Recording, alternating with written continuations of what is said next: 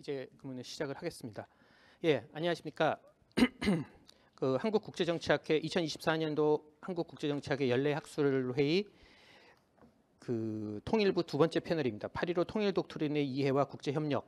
그리고 저는 오늘 이 패널의 사회를 맡은 서강대학교 정치외교학과 이근욱이라고 합니다. 오늘 이제 발표하고 토론을 맡아주신 분들을 좀 소개를 드리겠습니다. 이제 제 왼쪽에 계시는 세 분이 이제 발표를 맡아주셨는데요. 우선 첫 번째 국가안보 전략연구원의 김종원 박사님. 예, 그다음에 이제 북한대학원 대학교의 이제 유영수 교수님. 그다음에 이제 부산 외대의 김성열 교수님이십니다. 예. 예, 그다음에 이제 제 오른쪽으로 해서 제일 멀리 계시는 분부터 소개를 드리겠습니다. 충남대학교의 도경옥 교수님. 그다음 북한대학원 대학교에 계시는 고강영 박사님. 그다음에 서울시립대에 계시는 문용일 교수님이십니다. 예, 이제 오늘 우리가 이제 그 맡은 패널의 이제 주제는 이제 8.15 통일 독트린의 이해와 그다음에 국제 협력이었습니다. 오전 세션에 이제 똑같이 미국 대선과 8.15 통일 독트린으로 해서 미국 대통령 선거하고 관련돼서 우리가 8.15 통일 독트린이 어떤 영향을 받고 그다음에 그거에 대해서 미국 대통령 선거에 대해서 이제 북한이 어떤 생각을 하고 어떻게 그걸 인식하느냐라고 하는 측면에서 얘기를 했다면은 오늘 같은 두 번째 패널인 에서는 8.15 통일 독트린하고 둘러싸가지고 크게 이제 세 가지 주제를 다룹니다. 첫 번째는 이 북한이 지금 현재 남북 관계에 대해서 어떻게 생각하고 있는가. 그래서 김종원 박사님께서 북한의 적대적 두 국가 관계로의 전환이다라고 하는 주제로 발표를 해주시고요. 그다음에 두 번째로 유영수 교수님께서 8.15 통일 독트린이 이제 인권이라는 관점에서 봤을 때 그리고 인권을 좀 더 확단한다는 그런 그 방향성에서 국제 협력이 어떻게 가능한가에 대한 주제로, 그다음에 이제 세 번째로 김성열 교수님께서 8.15 독트린의 통일 독트린의 실현을 위한 국제 협력, 그러니까 인권이라고 하는 것보다는 좀 더 포괄적인 국제 협력이라는 측면에서 여러 가지 이야기를 해주시겠습니다. 지금 우리가 3시고에 2시군요. 2시에 이제 시작을 했는데 지금 이제 2시 6분입니다. 2시 6분이고 전체적으로 3시 50분까지 끝나야 되고. 그렇기 때문에 지금 우리한테 주어진 시간이 이제 출발 시점에서는 110분이었는데 105분으로 줄어들었습니다. 그래서 각 발표하시는 분들한테는 일단은 20분씩을 드릴 거고요. 그 다음에 토론하시는 분들한테는 각각 10분씩을 드리겠습니다. 그리고 질의응답하시고 플로어에서 좀 계시면은 이제 질문도 좀 더 받고 그런 식으로 진행을 하겠습니다. 예, 그러면 우선 이제 김종원 박사님이 북한의 적대적 두 국가 관계 전환에 대해서 발표를 좀 부탁드리겠습니다. 20분으로 부탁드립니다. 예. 네, 안녕하세요. 국가안보 전략연구원에서 근무하고 있는 김종원입니다. 발표 시간이 20분이다 보니까 제가 PPT를 20페이지를 준비했는데 한 페이지당 1분씩 딱 준비하도록 하겠습니다. 일단 이 자리에 저를 불러주셔가지고 대단히 감사합니다. 그래서 지금 외교부 국립외교원에서 진행을 하는데 지금 통일원에서 아마 이 주최 후원을 해주시는 것 같습니다. 참고로 제가 약간 광고를 하나 드리자면 제가 내년도에 북한연구학회 총무위원장을 맡게 되었습니다. 그런데 상당히 재정적으로 힘든 상황입니다. 통일부가 북한연구학회의 어려운 재정 상황을 좀 고려하셔가지고 내년도에 적극적인 지원을 부탁드리겠습니다. 네, 감사합니다. 네, 그럼 제가 시간이 짧은 관계로 바로 시작을 하겠습니다. 네, 저는 북한의 적대적 두 국가 관계를 가지고 설명을 드리겠습니다. 사실 올해 한 해 이 주제 갖고 상당히 많은 세미나가 열렸고 많은 연구가 진행이 되었습니다. 그래서 제가 사실 뭐 새로운 이야기를 한다라기보다는 올해 어떻게 연구가 진행되어 왔고 어떻게 세미나가 되고 어떤 논의가 있었고 어떻게 정리가 되었는지를 중심으로 아마 말씀을 드리게 될 것 같습니다. 그리고 마지막에는 이제 우리가 어떻게 대응할 것인가라는 주제까지 쭉 설명을 드리도록 하겠습니다. 네, 첫 번째는 이제 북한의 대남 전략 전환 실태입니다. 북한은 작년 말이죠. 2023년 12월 조선노동당 중앙위 8기 9차 전원회의 확대위에서 남북 관계를 적대적 두 국가 관계, 그리고 전쟁 중에 있는 두 교전국의 관계로 제시를 했습니다. 그리고 2024년 1월 바로 통일 화해 동족 개념을 제고하고 김정일의 심정은혜 시정연설에서 남한을 타국, 적대 국가로 규정하면서 대남 적대 의식을 표출을 합니다. 이로써 남북 간을 완전히 별개의 두 국가 관계로 전환을 하게 됩니다. 이 대남 전략 전환 두 개 국가라는 것이 사실 어떻게 역사적으로 이어져 왔는가를 봤었을 때 첫 번째는 사실 대부분 남한과 북한의 관계는 서로의 존재를 인정한 적이 거의 없습니다. 항상 각자의 정부가 유일한 합법 정부다라고 항상 주장을 해왔었고 이것이 지금까지도 이어져 왔습니다.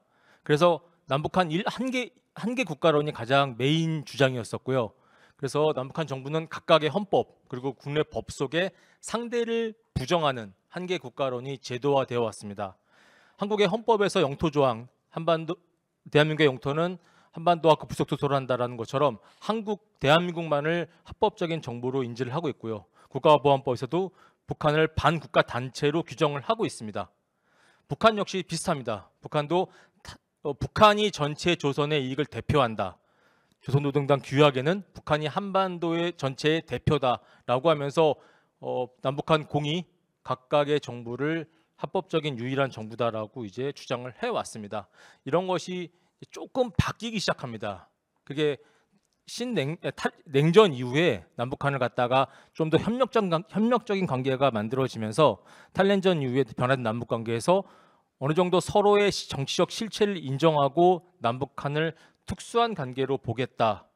그래서 이게 나라와 나라 사이의 관계는 아닙니다. 역시 기본은 한 개 국가론에 기반을 하고 있습니다. 그런데 나라와 나라 사이의 관계가 아니라 통일을 지향하는 과정에서 잠정적으로 형성된 특수한 관계다라고 규정을 합니다. 그러니까 서로를 실체를 부정하면서도 특수한 관계다. 완전 별개의 국가는 아니고 특수한 관계다라고 규정을 합니다.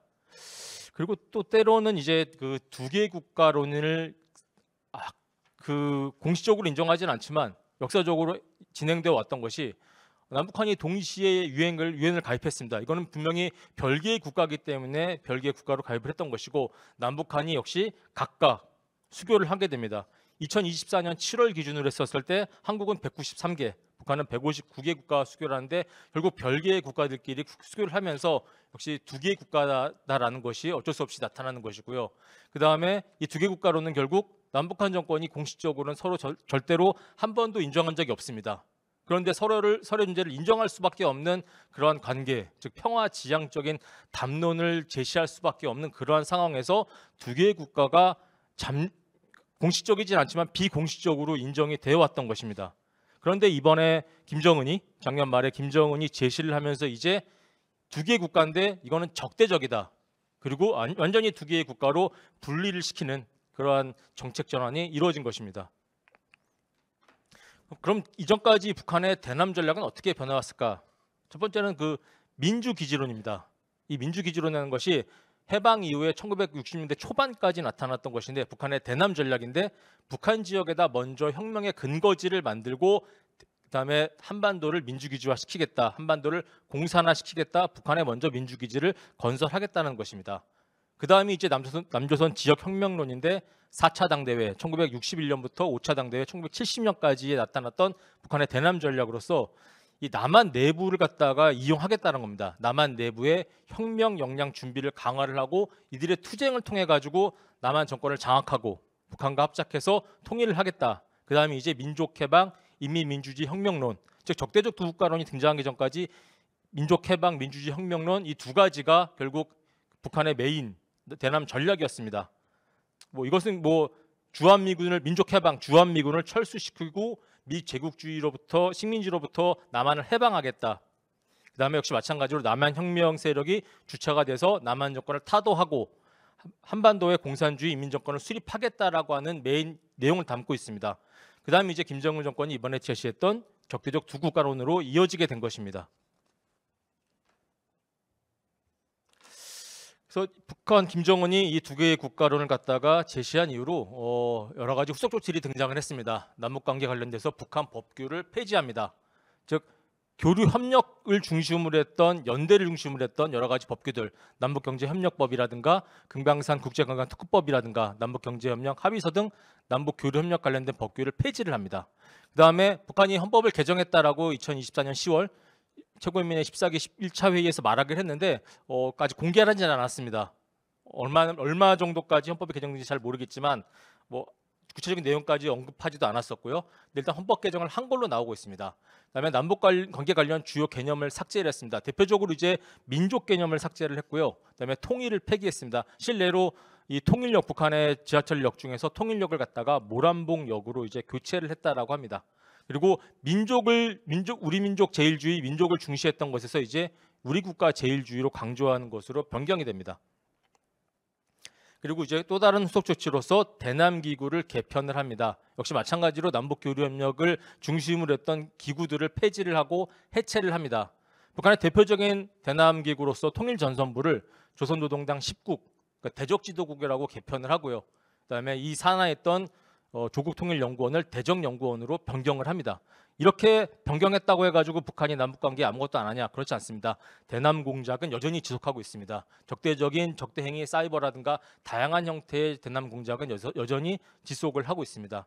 그리고 대남정책 전환 이후에 여전히 대남 위협을 제고하는 상당히 많은 시도들이 군사적 도발이 있어 왔습니다. 가장 대표적인 것이 이제 한국을 기존에는 전략 핵무기 미국을 대상으로 했다면 이제 전술 핵무기 한국 한반도 전역을 대상으로 한 전술핵 전력을 더 강화시켰고요. 최근에 남북 연결선을 폭발을 하고 요새화 작업까지 시도를 하고 있습니다. 그리고 우리가 흔히 많이 지금 최근에 경험하고 있는 30여 차례가 넘게 북한이 대남 우물풍선을 살포를 하고 있고 서해 지역에서의 GPS 교란 작업도 지금 하면서 대남 전략 전환의 그런 후속 조치들을 보여주고 있습니다.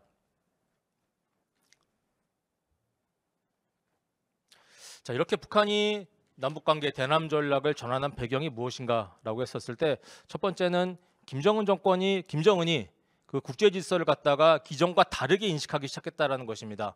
국제 질서를 신냉전 구도로 인식을 하고 다극화 추세로 인식을 하고 있습니다. 사실 기존까지는 국제 질서를 신냉전 구도로 인식하지 않는 것이 국제사회의 일종의 암묵적인 룰이었던 것 같습니다. 냉전이 끝난 지 얼마 안 됐는데 다시 또 국제 질서를 신냉전으로 본다. 그것은 약간 무리한 것이다라고 판단했었는데 김정은은 적극적으로 국제 질서를 신냉전 구도로 보고 그다음에 미국 단일 질서에서 다극 세계로 전환되었다라고 인식을 합니다. 김정은이 이렇게 인식을 하면서 북한은 신냉전 구도와 다극적 세계 질서를 더 적극적으로 활용을 하려고 시도를 해왔습니다.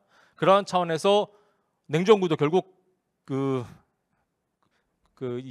과거 사회주의 국가의 연대처럼 러시아와 중국의 관계를 강화해서 미국에 대응하는 전략으로 변경을 한 것입니다.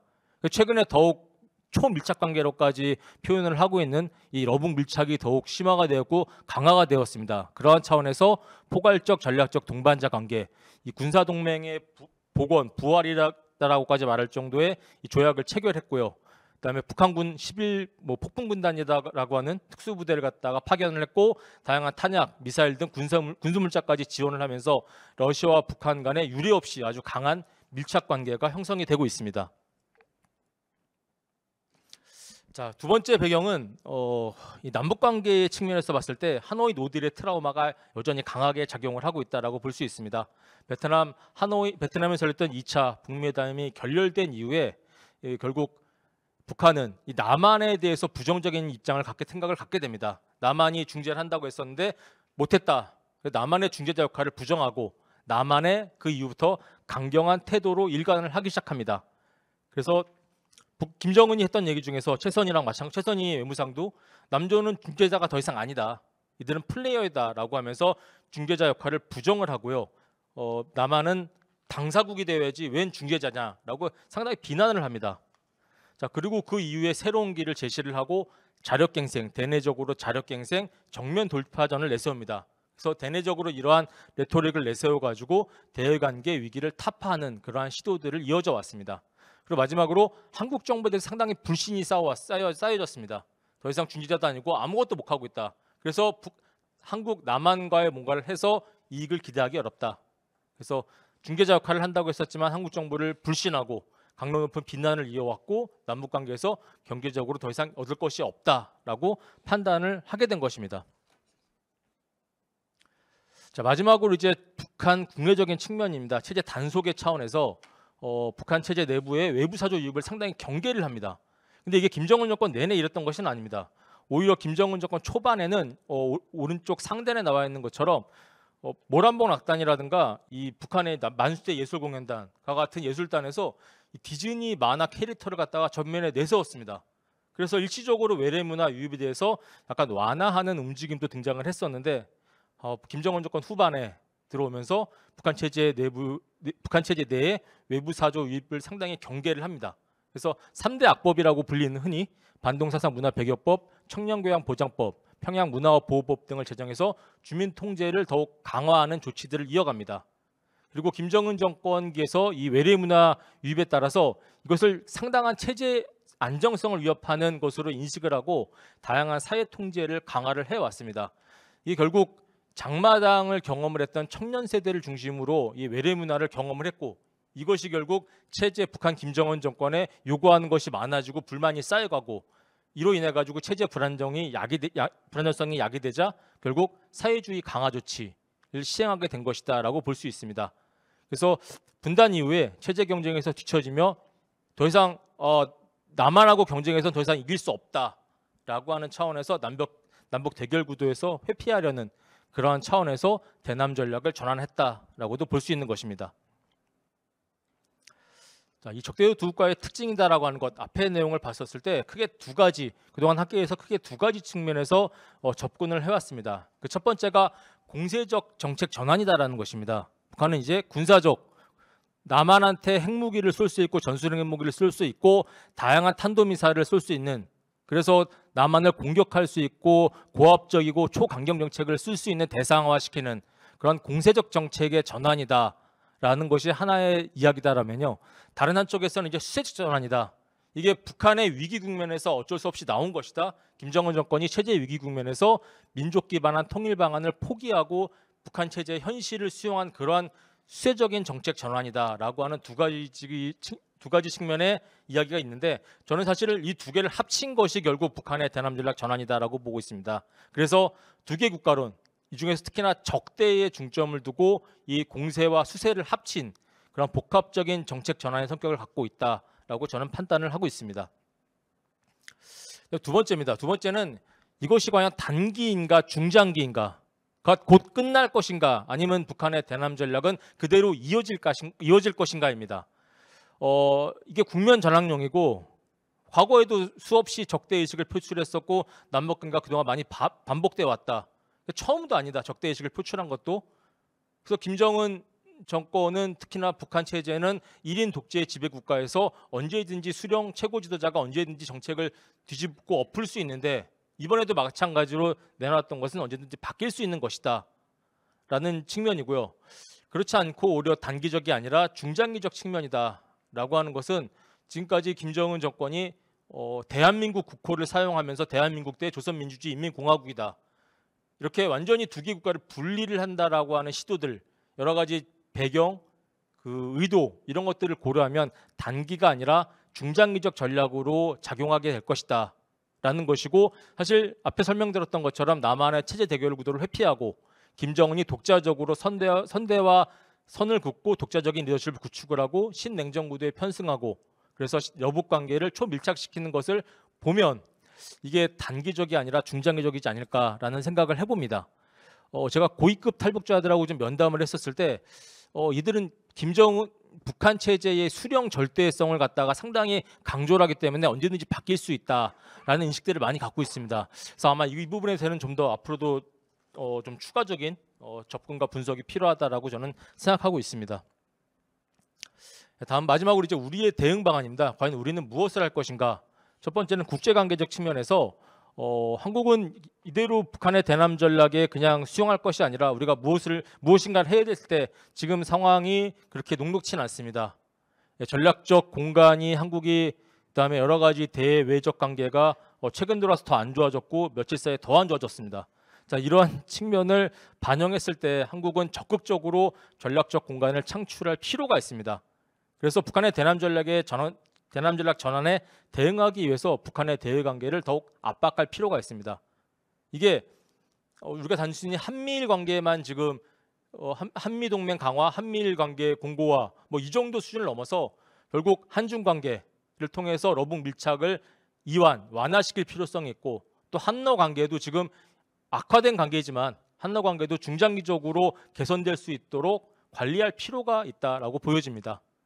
그래서 저는 그러한 차원에서 이 갈등의 경계를 넘어서는, 그러니까 한국이 주도해서 무엇인가를 해왔던 것이 많지 않은데 이 소다자 협력을 통해서 한국이 무엇인가를 주도할 필요가 있다. 특히나 냉전적 이런 갈등 국면을 좀 헤쳐나갈 필요가 있다라고 생각을 하고 있습니다. 그다음에 지금 여전히 북핵 문제를 해결할 노력이 필요하다. 북한의 핵 보유를 갖다가 잠정적으로 인정한다라고 하는 국제사회 분위기가 막 만들어지는 이런 최근의 흐름에서 결국 한국의 정책 목표로서 북핵 폐기를 지속적으로 유지를 하고, 그다음에 한국이 주도적으로 핵 문제 해법을 국제사회에 제시하고 이 이슈를 이끌어 나가고 주도할 필요가 있다라는 것이 우리의 숙제인 것 같습니다. 다음으로 이제 통일 공공 외교를 강화할 필요가 있다라는 것입니다. 그래서 한반도 주변 국가, 최근에 이제 트럼프가 재당선이 되고 일본도 정치인 이시바 총리가 집권을 합니다.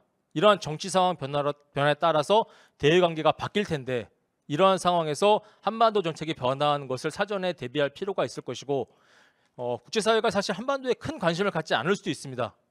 그리고 남북한을 별개의 국가로 인식하는 현실이 계속 등장할 수도 있을 것입니다.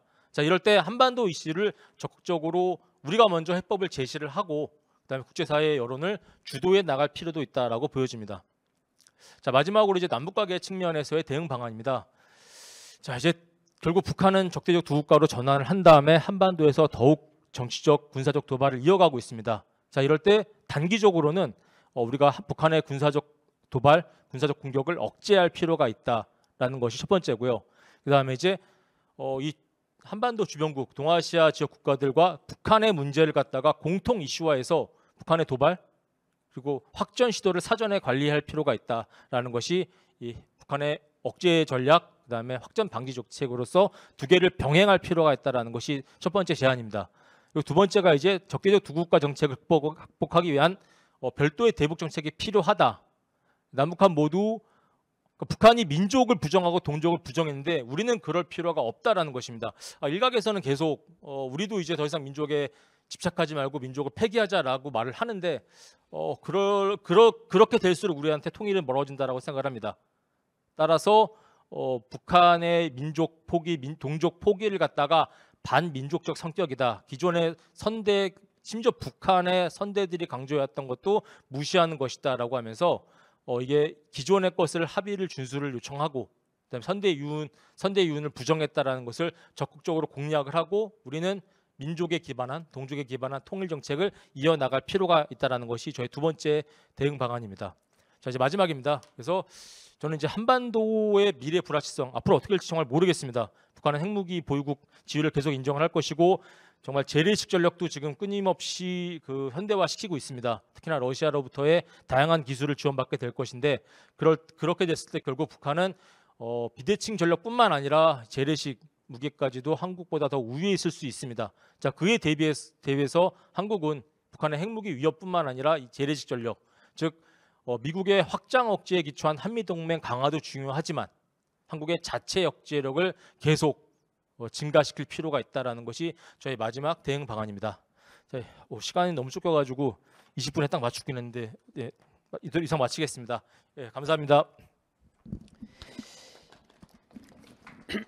예, 감사합니다.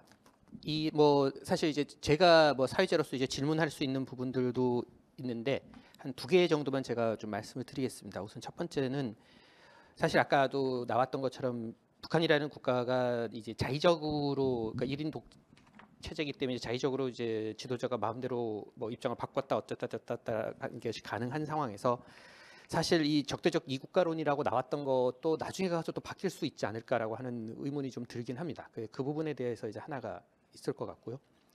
그다음에 이제 두 번째로는 맨 마지막에 보면은 이제 맨 마지막 아니지만 아까 고위급 탈북자하고 이제 면담하면서 이제 수령 절대성에 있어서의 변화 가능성에 대해서 이야기를 하셨는데 그거가 북한에 대해서 우리가 일반적으로 가지고 있는 이제 굉장히 입장을 쉽게 바꿀지도 모른다라고 하는 그 부분하고 어떻게 연결될 수 있는지 자의적인 어떤 행동이 가능하다라는 거하고 어떻게 연결될 수 있는지를 좀 알았으면 좋겠습니다. 그게 이제 제 개인적인 질문이고요.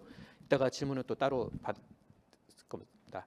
이제 두 번째로는 이제 유영수 교수님의 발표를 듣겠습니다. 유영수 교수님께서 이제 발표 제목은 8.15 통일 독트린과 인권 그리고 국제 협력입니다. 똑같이 20분 드리겠습니다. 예, 부탁드립니다.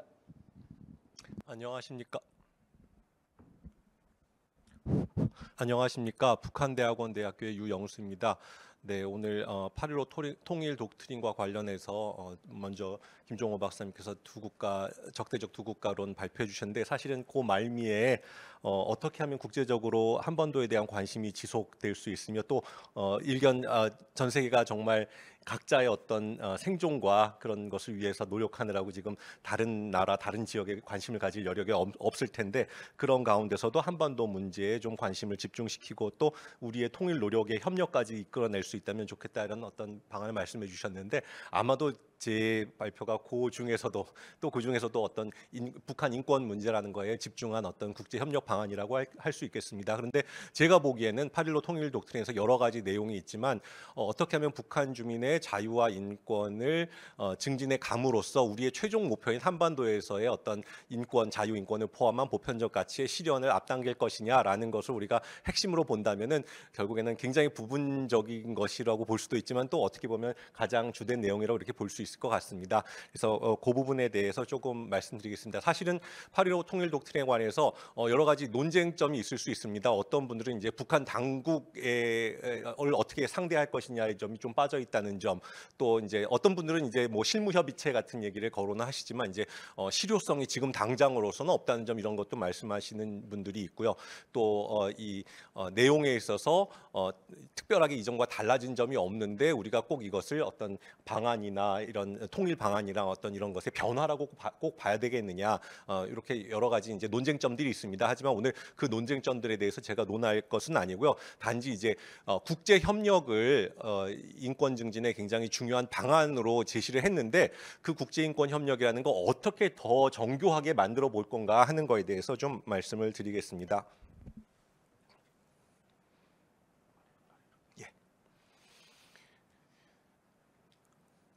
예, 그래서 내용의 요약을 말씀드리면요. 국제 협력 방안이 정교하게 되는 데 있어서 가장 중요하게 우리가 고려해야 될 것이 뭐냐 했더니, 우리가 자유주의 국제 질서의 쇠퇴 분위기, 그런 어떤 상황이라는 것이 지금 우리 8.15 통일 독트린에 전혀 고려가 안 돼 있는 것은 아닌가 하는 우려에서부터 출발을 했습니다. 그래서 우리가 사실은 이제 8.15 통일 독트린 이전에 2022년에 정부가 출범할 때부터 자유평화 번영에 기여하는 글로벌 중추 국가라는 어떤 이 국정 목표를 설정을 했었고요. 그다음에 다음 해에는 이어서 우리가 보편적 가치에 기반하는 국제 질서를 강화하고 그리고 지구적 산해 해결에 기여한다라는 어떤 우리 안보 전략의 비전까지 선포를 했습니다. 그렇기 때문에 이런 그 연장선상에서 보면은 우리가 통일 독트린이라는 것이 보편적 가치라는 걸 강조한다는 점에 있어서 굉장히 연결되어 있고 일관적으로 잘 되었다라고 이야기를 할 수 있습니다. 그런데 이제 그것이 우리가 1945년 이후에 자유주의 국제 질서가 막 이렇게 번성하던, 혹은 89년 이후에 탈냉전 이후에 우리가 역사의 종언이라든가 민주주의와 인권의 승리라는 어떤 책 제목에서도 알 수 있듯이 정말 다른 어떤 우리의 어떤 다른 대안이 없이 자유주의 국제 질서로 갈 것 같은 그런 분위기에서의 우리가 북한 인권 증진 방안을 마련하는 건 아닐 것이라는 거죠. 지금 30여 년이 지난 지금에 있어서 우리가 세계 정세를 볼 적에 어떻게 하면 정말 우리 앞에 점점 부정적으로 다가오는 국제 질서에도 불구하고 국제적으로 북한 인권 증진 국제 협력을 달성할 것이냐의 문제인데, 이것을 위해서는 조금 더 정교해져야겠다라는 것입니다. 그래서 이제 한 나라마다 개별 국가까지의 협력 방안을 구하면 좋겠지만, 그것은 지금 이제 연구도 훨씬 더 돼야 되고, 대략적으로 우리가 이 정책적으로 많이 이야기되어 왔던 한미일 협력 방안, 그다음에 유사 입장 국가의 협력 방안, 그리고 제가 조금 더해서 발전도상 국가의 협력 방안, 이렇게 세 가지를 좀 제시해 보았습니다. 자, 다시 반복드리지만 국제인권 규범과 제도가 수립되고 성장하던 시기의 관점에서 생각하면 절대로 안 된다. 그것이 지금 쇠퇴하고 있고 어떻게 보면은 정말 붕괴할지도 모른다는 그런 상황 속에서까지 우리가 생각을 해야 된다라는 점이고요. 그다음에 두 번째는 그렇다면 국제인권 규범과 제도가 수립 성장하던 시기에 국제인권 사안에 대한 모든 나라의 태도가 동일했느냐? 그렇지 못하다는 거예요. 우리가 사실은 북한 인권 정책이 왜 이렇게 일관적이지 못하고 왔다 갔다 하느냐 비판을 우리 국내 사회에서 많이 하게 되는데 그것은 대부분의 경우에 이제 정치 세력들이 서로의 어떤 정치적 입장 혹은 북한을 바라보는 관점이라는 것이 달라서 생기는 것도 있지만 국제 인권 규범과 제도 자체에도 논란이 있어 왔다는 거죠. 그리고 국제 인권 규범과 제도가 성장하고 발전하더라도 그 논란점을 해결을 못하고 있었다는 거예요. 다시 말하면은 어떻게 하면 이 인권 규범을 강화하고 그 규범에 따라서 인권 준수를 압박을 가하고 인권 위반에 대해서 대응을 세울 것이냐라는 규범적 접근과 어떻게 하면 이 나라들에 대해서 좀 더 포괄적으로 그리고 기술적인 지원을 포함해서 협력적으로 좀 인권 존중하는 어떤 그런 조건들을 만들어 나갈 것이냐 하는 두 가지 접근법이 물론 균형을 이루어야 된다라는 것에는 동의했지만 어떤 균형이어야 되느냐, 그 다음에 구체적인 어떤 상황에 있어서 어떤 원칙이 우선되어야 되고 무엇을 해야 될 것이냐에 대해서는 전혀 우리가 합의된 바도 없고 아이디어가 이렇게 논의된 바도 없습니다. 그렇기 때문에 이런 국제인권 규범과 제도의 현실이라는 것도 우리가 좀 더 감안을 해야겠다라는 거죠. 그런 상황 속에서 지금 중국과 러시아를 포함해 발전도상국 그룹이라는 그 나라들이 국제인권 협력에 대해서 정말 소극적이고 부정적인 방향으로 변하고 있다. 이런 상황에서의 어떤 국제인권 협력을 우리가 생각해야 되겠다 그런 말씀입니다. 자, 가장 처음 이제 우리가 한미일 협력을 생각해 볼 수 있을 텐데요. 동맹국이고 또 이 우호국이죠. 한 나라는 동맹국인 것이고 한 나라는 우리가 굉장히 우호국이라고 얘기할 수 있는데 가장 그 두 나라와 어떻게 북한 인권 증진을 포함해서 우리의 통일 노력까지 협력을 이끌어낼 것이냐 그랬더니 이제 작년에는 자유롭고 평화로운 통일에 대한 두 나라의 지지를 확인을 했고 또한 실제적으로도 북한 인권 증진을 위한 논의도 시작이 되었다. 그런데 이제 여기서 그러면 우리가 어떤 방향으로 더 접근해 나갈 것이냐 했더니 이 미국과 일본의 여태까지 국제사회에서 인권을 증진하려는 노력은 주로 양자적인 관계에 집중이 되어 있었다고 하는 겁니다. 물론 미국이 인권이사회나 유엔 총회에서 이 강대국으로서 상임이사국으로서 역할을 해왔고 일본 또한 인간안보라는 개념을 통해서 어떤 다자기적 협력을 이끌어오려고 노력을 했지만 우리가 수치로 보자면 굉장히 미국과 일본이 국제 협력에 소극적이라는 걸 알 수 있는데요. 지금 그림에서 보시면은 지금은 제4차 국가별 정례 인권 검토가 진행 중이지만 3차까지 이제 완료된 것을 보면 어떤 나라가 몇 개의 권고를 이제 했느냐라는 것을 볼 수 있는데요. 프랑스 같은 경우에는 3번에 걸쳐서 모든 유엔 회원국들 190여 개국의 유엔 회원국들의 국가별 정례 검토에서 2,500개 이상의 권고를 내리고 있습니다. 그러니까 한 나라당 몇 개 이상의 이제 권고를 제시를 한 거죠. 그다음에 이제 보시다시피 이제 캐나다, 노르웨이, 독일, 오스트레일리아 해서 우리가 인권 선진국이라고 말하고 있는 우리의 유사 입장국, 선진민주주의 국가들을 볼 수 있습니다. 반면에 이제 미국 같은 경우에는 적다고는 할 수 없지만 그래도 우리가 다른 국가들보다는 조금 적게 관여하고 있구나라는 것을 볼 수 있고요. 일본 같은 경우에는 굉장히 순위 바깥에 있습니다. 굉장히 다른 나라 인권 문제에 대해서 다자 협력에 있어서는 그렇게 적극적이지 않다는 걸 알 수 있습니다.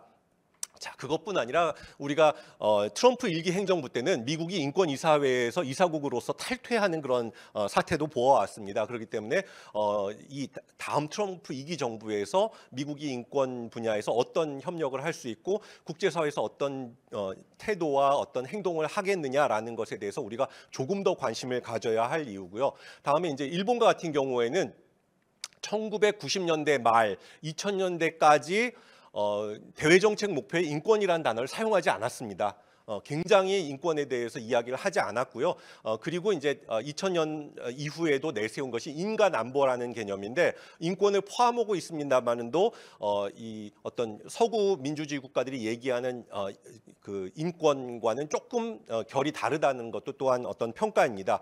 그리고 그 이후에도 일본이 어떤 국내 문제가 연관되어 있는 국제 인권 사안에 대해서 조금 더 소극적이다. 예를 들면 우리가 전시 여성 인권 문제라든가 이런 문제에 있어서 일본이 굉장히 소극적인 태도를 보인다는 것도 또한 이 대다수의 평가이기도 합니다. 그래서 이런 미국과 일본의 다자 협력에 있어서 소극성을 어떻게 극복할 것인가? 문제는 뭐냐면 이제까지는 인권에 대한 어떤 국가들의 믿음, 내용에 있어서는 의견의 차이가 있더라도 국제적인 어떤 인권이 보편적인 규범과 기준과 원칙이 되어야 한다는 데에 대해서는 국가들이 모두 믿음을 가지고 있었는데 그것이 이제 깨져나가는 상황에서 다자 간 협력, 양자 간 협력, 국제인권보호제도, UN 메커니즘 이런 것들에서 선진민주주의 국가들이 힘을 합치지 못한다면 굉장히 우리가 인권협력에 있어서 마이너스 요인이 될 수 있을 것 같다라는 판단입니다.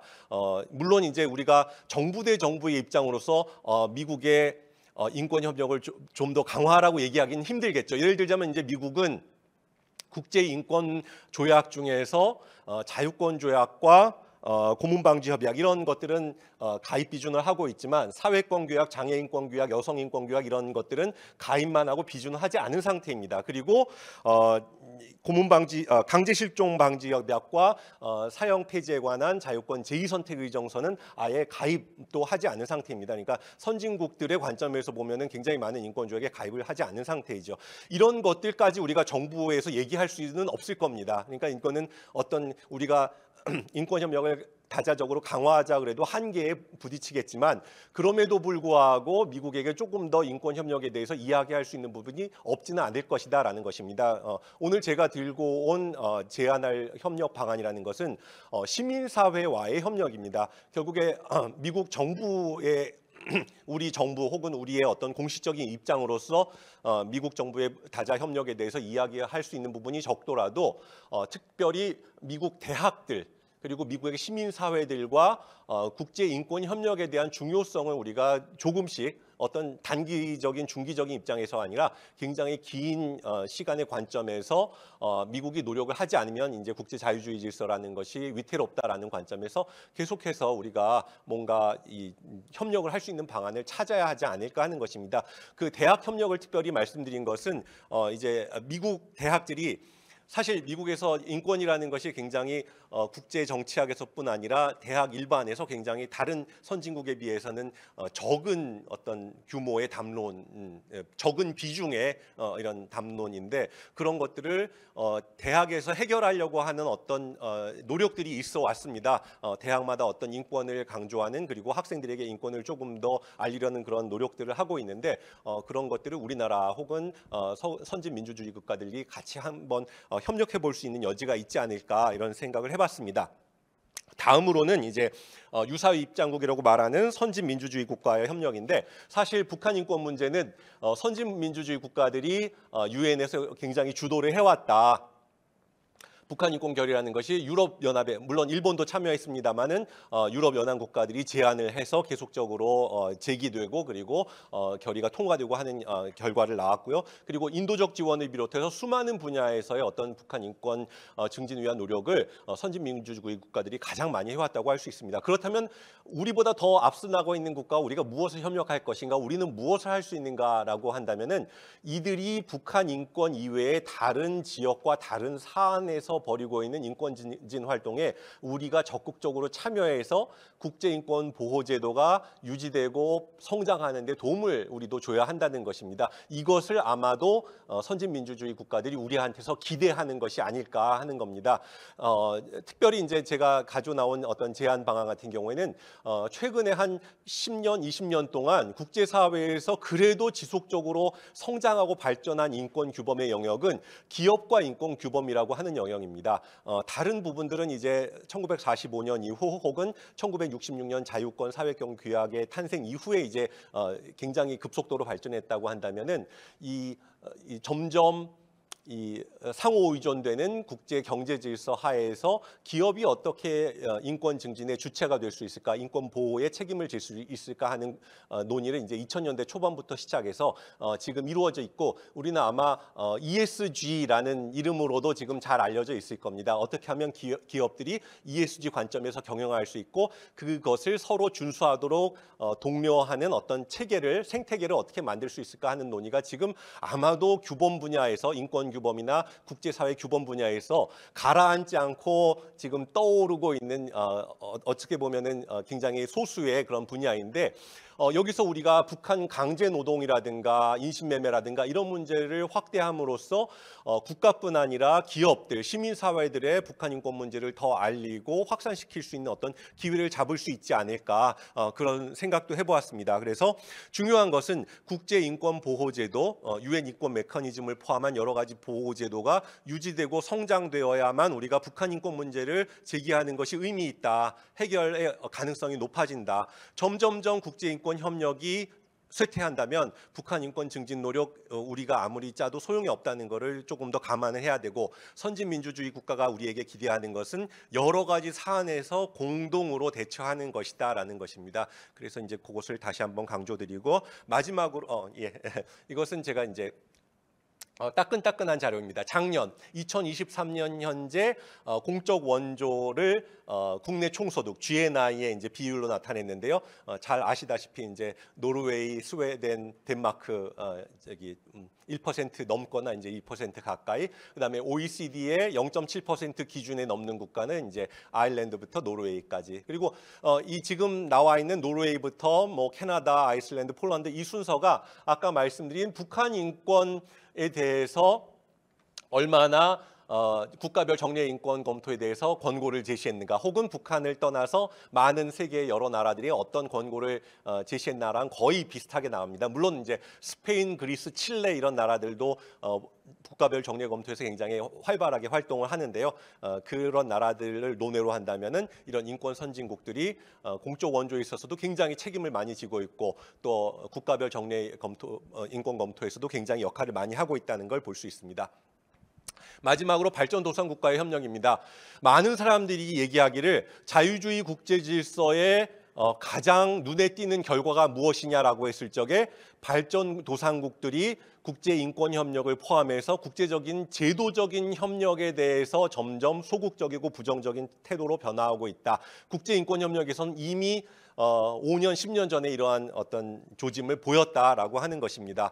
더 나아가서 어떤 사람들은 국제인권협력에 소극적일 뿐 아니라 권위주의 국가들이 체제 유지를 위해서 국제인권을 이용하고 변형시키려고 하는데 발전도상국들이 손을 잡고 편승하고 있다, 이런 주장까지 하고 있습니다. 그래서 예를 들어보자면 우리가 중국이 제시한 두 개의 UN 인권이사회에서 제시한 두 개의 이제 결의가 있는데, 하나는 발전권의 중요성을 역설하고 또 하나는 국가 간 건설적 협력을 제한하는 그런 두 개의 결의가 있었습니다. 그런데 이게 겉보기에는 좋죠. 발전권의 중요성 당연히 우리가 지지해야 되고, 국가 간의 건설적 협력, 비정치적이고 건설적이고 그리고 협력적인 그런 어떤 방안으로의 인권 협력 너무 중요합니다. 그런데 이 내용의 어떤 그 행간을 읽어보면 결국에는 집단적 권리를 개인의 권리에 우선하려는 어떤 그런 국가주의적인 어떤 그런 느낌이 있고요. 그다음에 또 국가 간의 건설적 협력을 제한하는 그 밑에는 시민사회의 관여를 조금 더 이렇게 축소시켜 보려는 어떤 그런 의도가 있다고 이렇게 평가를 하고 있습니다. 그러니까 이제까지 활발하게 국제인권의 어떤 협력과 그리고 관여를 이끌어왔던 어떤 이 근간을 조금 변화시키려는 어떤 노력이 아닌가라고 해서 우리가 이제 조금 경계를 하고 있는 상황입니다. 그래서 이런 것에 중국이 주도적으로 나가고 있고, 그 다음에 발전도상국들이 여기에 찬성을 하고 있다고 하는 것입니다. 그리고 또 하나 우리가 굉장히 눈여겨봐야 할 게 2022년에 중국 신장 위구르 지역에 인권 문제를 논의하는 표결. 자, 사실은 인권이사회에서 논의를 시작하자고 하는 표결이었습니다. 논의를 좀 해보자. 그런데 거기에 반대 19개국, 찬성 17개국, 기권 11개국으로 논의 자체가 불가능해진 상황이 있습니다. 여기에 이제 잠깐 이 표를 보시면 이것은 올해 임기가 마감되는 이사국은 제외하고 내년부터 임기가 3년인데 3년에 이제 3분의 1씩 선출을 하는 거죠. 그래서 보면은 이제 이 5개 지역에서 지역 안배를 통해서 이사국을 선출하게 되는데 우리가 서유럽 국가의 경우에는 7나라입니다. 우리가 안배되어 있는 게. 그리고 서유럽 국가를 제외하고 우리가 선진민주국이라고 얘기할 수 있는 나라가 이렇게 보면은 대체적으로 10개 국가가 안 된다는 걸 알 수 있습니다. 그러므로 신장 위구르 지역에 논의를 시작하자는 그 유엔 인권이사회의 제안에 17개국이 찬성했다라는 것이 딱 보이죠.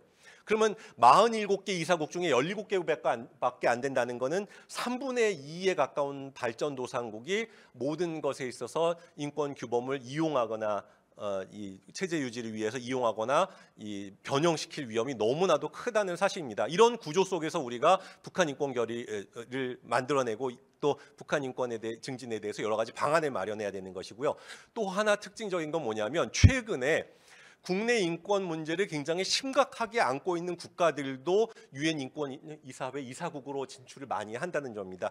제가 이렇게 딱 집어서 이렇게 나라 이름을 말씀드리긴 그렇고요. 한번 보십시오. 어떤 나라들이 인권이사국이 되려고 이렇게 했는지 보시면은 우리가 2006년 처음 인권이사회가 만들어질 때의 이사회 구성국 혹은 이전에 경제사회이사회 산하인권위원회 시절의 이 이사국들과 지금 보시면은 굉장히 달라져 있다는 것도 많이 발견하실 수 있을 겁니다. 그러니까 이런 구조 속에서 우리가 어떻게 북한 인권 협력을 만들어낼 것인가 하는 것을 정말 고민을 많이 해야 되는 상황이고요.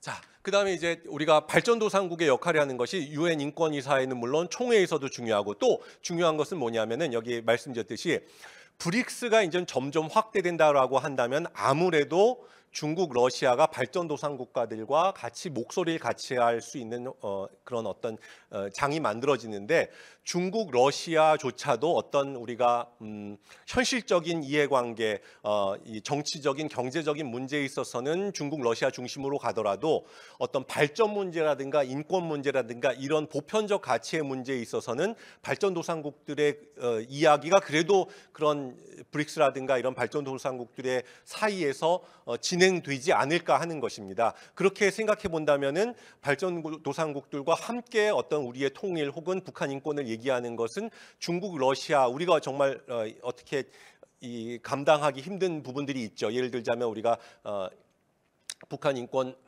조사위원회, 유엔 북한 인권 조사위원회에서 권고하듯이 국제형사재판소에 회부한다. 이런 것 결국에는 안보리에서 막혀 있는 이런 모든 것들이 우리가 감당하기 힘든 부분들인데 이런 부분들이 전체 발전도상국들의 어떤 입장에서의 어떤 북한 인권 증진, 우리의 통일 방안으로 좀 더 다가갈 수 있도록 하는 어떤 방향이 필요하다. 이런 것을 말씀드려보겠습니다. 자, 그래서 그러면 뭘 발전도상국들하고 좀 얘기해 볼 수 있느냐 했더니 사실 제가 오늘 들고 온 것은 이동의 자유 문제입니다. 네, 이동의 자유라는 것은 아마도 북한 이외에 최근 중국이 아마 농민공에 대한 어떤 그런 제한을 많이 풀었다고 하는 보도를 볼 수 있듯이요. 북한이 아마 굉장히 심각하고 우리가 어느 나라에다가 좀 자유로워야 하는 거 아닙니까라고 얘기했을 때 보편적으로 통할 수 있는 사안이 아닐까. 예, 그런 생각을 해봤습니다. 그런데 이제 이 문제는 북한 안에서의 이동을 논외로 하고 이제 국경을 넘어선 이동을 생각한다면 또 이건 이주 노동자 문제가 되기 때문에 조금 또 복잡해지는 점이 있습니다만은 그런 것들의 해결 문제가 조금 우리에게 조금 더 보편성을 가져다 주는 것이 아니냐. 그 다음에 이제 최근에 북한의 성분에 의한 차별을 일종의 아파르테이트로 보자라는 의견이 생겼는데 여기에 대해서도 우리가 적극적으로 우리가 생김의 인종적인 표식을 따라서 차별하는 건 아니지만 이미 이 정권 수립 이후 혹은 한국 전쟁 이후에 모든 개인에게 성분을 지정해 놓고 그 3대 4대 이후로 계속적으로 차별하는 문제, 이것을 아파르테이트로 가져간다면 우리가 국제적인 어떤 관심 그리고 통일, 북한 인권 증진 협력 충분히 가져갈 수 있는 어떤 사안일 거다, 이렇게 말씀드려 보겠습니다. 그다음에 마지막은 조금 더 점진적이고 단계적으로 그리고 전략적으로 지혜롭게 가는 방안이 필요한데, 예를 들자면 우리가 북한 주민들의 알 권리 혹은 정보 접근권 너무나 중요하죠. 그런데 모든 어떤 100%, 우리가 원하는 100%를 모두 다 얘기하면 이것은 반발밖에 불러올 수 없는 것이고 발전도상국들도 찬성하지 않을 수 있는 부분이 있는 거죠. 그렇다면 우리가 북한의 지금 이 휴대전화 사용률, 그다음에 PC 사용률이 30%에 40%, PC 사용률은 훨씬 더 낮습니다. 휴대전화는 30%인데 이 PC는 훨씬 더 적거든요. 네, 인터넷보다도 휴대전화 사용 먼저 하자, PC 보급하자. 그러니까 디지털 커넥티비티 얘기를 먼저 꺼내는 겁니다. 그 다음에 북한의 인터넷 전에 인트라넷에 충분한 정보가 들어갈 수 있도록 하라라는 어떤 국제적인 거. 이거는 이제 보편 국가별 정례인권범토에서도 나온 얘기입니다. 인권과 관련된 북한 국내법도 북한 주민들이 알 수 있게 하라는 이런 권고들도 있었듯이 인트라넷에 왜 유엔의 정보가 없느냐, 이런 것들도 이야기해 볼 수 있고요. 그 다음에 이제 어느 정도 올라가면 이제 인터넷 얘기까지 할 수 있는, 조금 더 점진적이고 단계적으로 그리고 발전도상국들이 우리의 뒤에 있도록 하는 방법이 중요할 것입니다. 예, 마지막은 결론인데 여태까지 이야기했던 것의 요약이기 때문에 여기서 멈추겠습니다. 감사합니다. 예. 네, 감사합니다. 지금 보니까 25분을 쓰셨네요. 예. 그냥 사회자 관점에서 봐서 그냥 하나만 그냥 말씀을 드리면, 지금 이제 각 국가군별로 해서 이제 다른 어떤 접근이 가능하다라고 말씀하셨는데, 사실 그 다른 접근이라는 이야기가 나오면 항상 문제가 되는 게 뭐냐면은 각 접근들만에 있어서의 충돌 부분입니다. 다시 말해갖고 우리가 유사입장국하고 있어서의 관계라든지 아니면은 뭐 글로벌 사우스하고 관련된 문제에서 북한에 대해서 이야기를 하면 그게 좀 다른 얘기가 될, 서로 모순된 얘기가 될 것 같은데, 그 부분에 대해서 어떻게 생각하시는지 좀 질문했으면 좋겠고요. 예, 마지막으로 그 김성열 교수님께서 8.15 통일 독트린의 실현을 위한 국제 협력에 대해서 20분 좀 부탁을 드리겠습니다. 예, 안녕하십니까. 부산 외고대학교 김성열이라고 합니다. 오늘 제가 말씀드릴 부분은 국제협력, 그러니까 8.15 통일 독트린을 어떻게 하면 국제협력을 통해서 확산시키고 통일에 대한 공감대를 이끌어낼 것인가라고 하는 부분인데요. 사실 국제협력이라고 했을 때 쉽지는 않습니다. 우리가 통일이라고 하는 것은 종속 변수이죠. 독립 변수라고 하는 것이 국제 이 정세라고 볼 수 있겠는데요. 우리는 이제 뭐 끊임없이 국제 정세의 영향을 받아 오면서 분단도 됐고, 그리고 이제 통일에 대한 다양한 논의를 해왔습니다. 그리고 이제 최근에 뭐 좀 전에 김정원 박사님께서도 말씀하신 것처럼 북한의 뭐 한반도의 두 국가화를 선포한 상황이고요. 근데 뭐 저 개인적으로는 뭐 김정은의 생각이라고 생각하고, 북한 주민들은 그 통일의 정체성, 통일의 정서라고 하는 것은 늘 가지고 있기 때문에 북한 주민들의 입장에서는 통일을 염원하고 있다라고 말씀드릴 수 있을 것 같습니다. 그래서 저희가 이제 통일이라 문제, 남북관계 문제가 종속 변수라고 했을 때 그것을 어떻게 독립 변수로 바꾸는가라고 하는 것이 지금의 우리가 논의하고 있는 통일의 국제 협력이라고 말씀드릴 수 있을 것 같습니다. 일단은 국제 협력이라고 했을 때 뭐 주변국들을 우리가 계속 설득할 노력을 많이 해왔죠. 중국이나 일본이나 또 미국과 협력을 하면서 통일의 문제를 어떻게, 남북관계 문제를 어떻게 견인할 것인가라고 하는 노력도 많이 해왔습니다만, 지금 국제 정세를 보면은 사실 그렇지 않은 것 같습니다. 너무나도 스트롱맨을 요구하는 그런 어떤 시대이고, 하드 파워가 오히려 더 복귀하고 있는 그런 어떤 국제 정세를 우리가 볼 수 있기 때문에 주변국들을 설득하는 것에서 이제 벗어나야 된다. 그래서 주변국들보다는 동북아시아를 넘어가지고 중견국들을 좀 이렇게 보면서 좀 협력을 해나가야 될 그런 시점이 아닌가, 그렇게 저는 생각합니다. 일단은 포인트만 감사합니다.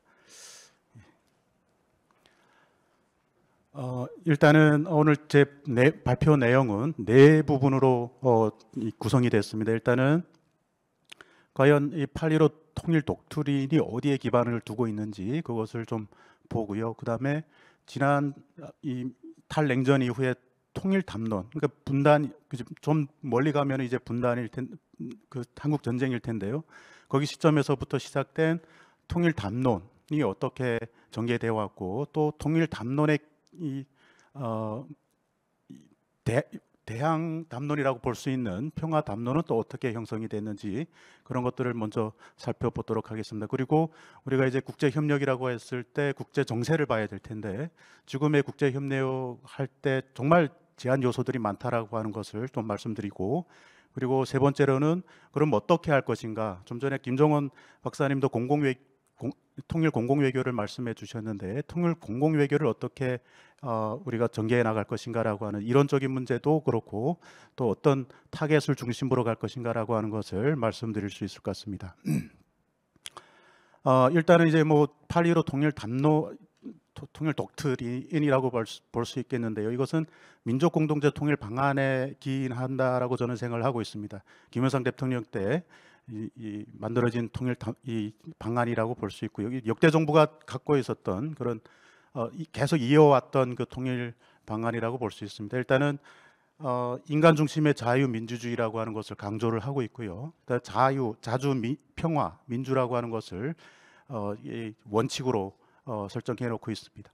자주라고 했을 때 민족 자결의 정신에 따라 남북 당사 간의 해결을 의미하는 것인데, 저는 이게 자주라고 하는 의미가 일단은 우리가 종속 변수에서 벗어나려고 하는 의지라고 보고 있습니다. 그 다음에 평화라고 하는 거, 무력에 의거하지 않고 이 상호 불가침 조약 같은 거를 만들어서 평화적으로 한다라고 하는 그 원칙이 있는 것이죠. 그리고 민주적인 방식으로 남북한이 이 투표를 통해서 통일을 이뤄내는 것이라고 그런 원칙을 갖고 있습니다.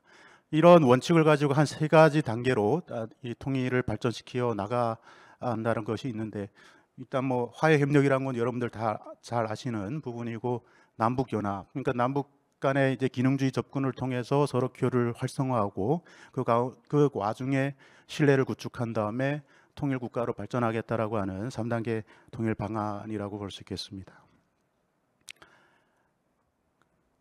예, 이거는 이제 뭐 민족 공동체 통일 방안의 미래상이라고 이제 설정한 것인데, 첫째는 이제 자유민주주의, 또 자유와 평등 이런 것들을 강조하죠. 상권분립, 법치주의, 우회제도 이런 것들을 기본적으로 하고, 그러니까 통일된 미래라고 볼 수 있겠죠. 그래서 북한 주민들도 투표할 수 있는 권리, 또 북한 주민들도 표현의 자유를 가지면서 정치적으로 좀 이렇게 정치 주권을 행사할 수 있도록 하는 그런 어떤 단계라고 볼 수 있고, 두 번째는 시장 경제를 통해서 이제 뭐 국제사회의 공동 번영을 도모하는 것, 또 셋째는 선진 복지 국가 또는 이제 국가 안보의 역량을 높여서 좀 이렇게 우리가 이제 종속 변수에서 벗어나려고 하는 그런 어떤 단계라고 볼 수 있겠습니다. 종속 변수에서 독립 변수로서의 역할을 좀 더 강조하는 것이라고 볼 수 있습니다. 그러면 이게 우리가 이 민족 공동체 통일 방안을 갖고 있는데, 이 통일 방안이 왜 지금까지의 발전을 없었나라고 이렇게 질문할 수가 있을 것 같습니다. 일단은 2가지 통일 담론이 경합하기 때문이라고 저는 보고 있고요. 그래서 통일 담론을 강조하는 것을 주로 이제 보수 이쪽에 있는 계신 분들이 통일 담론을 많이 주장을 합니다. 통일 담론에서도 2가지 통일 담론이 있습니다만, 존재력적 통일론이 있죠. 그러니까 우리가 이제 한 민족이고 또 역사를 공유하고 있고 언어도 같은 언어를 쓰고 외세에 의해서 우리가 분단되어 있기 때문에 우리가 북극 강병을 추구해야 된다. 어떻게 보면 지정학적인 관점에서 좀 어프로치 한다라고 볼 수 있고, 또 목조론적 통일은 이제 탈냉전 이후에 출현한 통일론이라고 볼 수 있겠습니다만, 우리가 갖고 있는 자본이라든지 기술이라든지 이런 것들이 북한이 갖고 있는 천혜 자원과 노동력이 만났을 경우에 남북한이 윈윈의 관계로 발전할 수 있다라고 하는 것이 이제 목전론적 통일론이라고 볼 수 있겠습니다. 어떻게 보면 지정학적인 측면에서 해석할 수도 있고 그렇게 볼 수가 있고, 그리고 이제 탈냉전 이후에 북한의 이 비핵화를 위해서 다양한 어떤 교류를 했고 경제 협력도 했습니다만, 이런 것들이 이제 일종의 기능주의적 접근이라고 볼 수 있겠죠. 그래서 비정치적 영역에서의 남북 관계를 좀 이렇게 견인하는 측면이 있는데, 뭐 관광이라든지 산림, 기후, 또 보건 의료 이런 측면에서 인도주의적 지원도 한 부분이라고 볼 수 있겠습니다. 다만 이제 목적론적 통일론이라고 했을 때 거기에 탑재되어 있는 것이 이 흡수 통일론입니다. 그러니까 이제 흡수 통일론이라고 주장하기 시작하면서 사실 북한이 대화의 장으로 나오지 않았던 거죠. 그래서 이것을 극복하기 위해서 이 평화의 기회일 수도 있고 기획일 수도 있고 평화 담론이 등장하게 됩니다. 그래서 남북한에 기본적으로 우리가 평화적으로 접근하고 통일을 얘기하지 말자. 통일을 얘기하면 할수록 더 멀어질 것이다. 그래서 평화적으로 접근해서 서로 신뢰관계를 쌓은 다음에 구축한 다음에 그 다음에 이제 통일을 논의하자라고 하는 기본적인 원칙을 가지고 있죠. 그래서 6.15 남북 정상회담도 그런 어떤 평화 기획 담론에 의해서 만들어진 것이고, 그래서 이제 남북한의 평화 공존을 하자, 번영해 나가고, 그래서 교류와 협력을 확대하자라고 하는 측면이 좀 있습니다. 그러나 이 평화 담론이라고 하는 것은 사실 통일을 거부하는 것은 아닌 것 같아요. 그러니까 최종 단계가 통일입니다만 그 과정 속에서 평화적인 접근이 필요하다, 이렇게 볼 수 있을 것 같습니다. 다만 이제 통일 담론과 평화 담론이 한계점이 있어요. 통일 담론 같은 경우는 안보의 문제를 어떻게 해결할 것인가, 군사적인 무력 충돌이라든지 또는 이제 북한이 계속 도발하고 있는 이런 상황에서 군사적인 절제, 그러니까 셀프 리스트레인이라고 할 수 있는 이런 것들을 어떻게 이 제도적 장치를 마련할 것인가라고 하는 한계가 있고요. 그다음에 평화 기획 담론이라고 하는 것은 사실 여러분들 여한 갈등 잘 아시잖아요, 그죠? 소극적 평화와 적극적 평화라고 볼 수 있는데, 소극적 평화는 전쟁이 없는 상태이고 이 적극적 평화라고 한다면 이제 구조적 폭력이라고 하는 것을 없애야 되는 상태를 의미하는 것이죠. 그래서 이 분단이라고 하는 이 구조도 뿐만 아니라 북한에는 이 김정은을 지탱하는 기득권이 있고 분단을 이용하는 자들이라고 볼 수 있는데, 그들에 의해서 끊임없이 발생하게 되는 이 북한 인권의 문제는 구조적인 문제라고 볼 수 있겠죠. 이것을 해결해야 되는 것이 있겠습니다만, 기본적으로 영수 교수님께서도 말씀하신 것처럼 국제 협력을 통해서 할 수도 있겠습니다만, 저는 개인적으로 북한 주민들이 인권에 대한 인식도 좀 가져야 되고, 그래서 외부의 정보를 좀 많이 접할 수 있도록 하는 것, 그래서 인권의 문제를 그들 스스로가 좀 이렇게 해결할 수 있는 어떤 노력이 필요하지 않을까, 저는 그렇게 생각을 하고 있습니다. 예, 8.15 독트린이 좀 전에 민족 공동체 통일 방안에서 비롯된 것이고, 자유와 평화, 번영이라고 하는 어떤 큰 정책적 기조를 갖고 있다는 것을 말씀드렸습니다.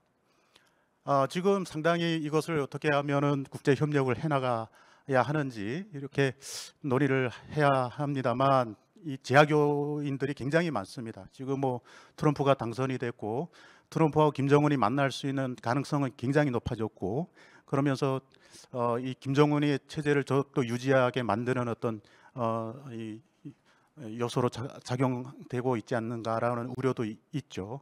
그래서 지금 이 콜비라고 하는 이 전 미국 국방부 전략 부차관이라고 하는 사람이 최근에 아마 작년에 조선일보에서 개최한 포럼에 와서 이 동맹이라고 하는 중요성은 이제는 사라지는 시대다, 그리고 안보를 위해서는 돈 가지고 와라, 뭐 이런 식으로 사실 지금 접근하고 있고, 그래서 동맹국들이 상당히 미국에 대한 인식을 좀 교정하고 있는 그런 상황이라고 볼 수 있습니다. 그래서 조금 스트롱맨들이 더 이 국제사회에서 활동하게 되는 그런 어떤 시점에 와 있고, 여기서 이제 통일을 어떻게 하면 8.15 통일 독트린을 어떻게 국제협력을 통해서 확산시킬 것인지, 이런 것도 참 어려운 난제에 있는 것 같습니다. 그리고 가장 중요한 것은 최근에 들어와서 국제정세라고 하는 것이 사실 지정학과 지경학 측면에서 서로 변동이 있었다. 그래서 여기 지정학과 지경학의 변동이라고 하는 것은 기존에 우리가 이 통일의 문제, 남북 간의 문제를 국제협력과 협력을 통해서 해결하려고 했습니다만, 지금의 이 변동이 이루어지고 있는 상황에서는 쉽지 않다라고 볼 수 있죠. 사실 중국을 설득시켜야 되고 일본을 설득시켜야 됩니다만, 사실 지금의 국제 이 구도를 보면 이 자유주의 진영과 또는 이 권위주의와 독재 이 진영 간의 어떤 분리가 확실하게 지금 전개되고 있는 상황이라고 볼 수 있을 것 같습니다. 그래서 오히려 의존도가 더 그동안 뭐 자유주의 패권으로 인해서 서로 국가들끼리 서로 이 자유 경제적인 측면에서 서로 이제 의존도가 굉장히 높은 상황임에도 불구하고 기술 민족주의라는 것도 등장하면서 사실 자국의 기술을 보호해야 되는 그런 측면이 있고, 그래서 여러 가지 측면에서는 조금 협력이라고 하는 것이 제한될 수밖에 없다라고 볼 수 있겠습니다. 그렇다면 어떻게 어프로치할 것인가라고 했을 때, 저도 김종원 박사님처럼 공공외교가 대안이 될 수 있겠다. 지금의 하드 파워가 어떻게 보면은 국제 정세를 주도하고 있는 상황에서 이 공공외교를 가지고 우리가 좀 더 이 다른 국가들과의 협력을 이끌어낼 수 있지 않을까라고 저는 생각을 합니다.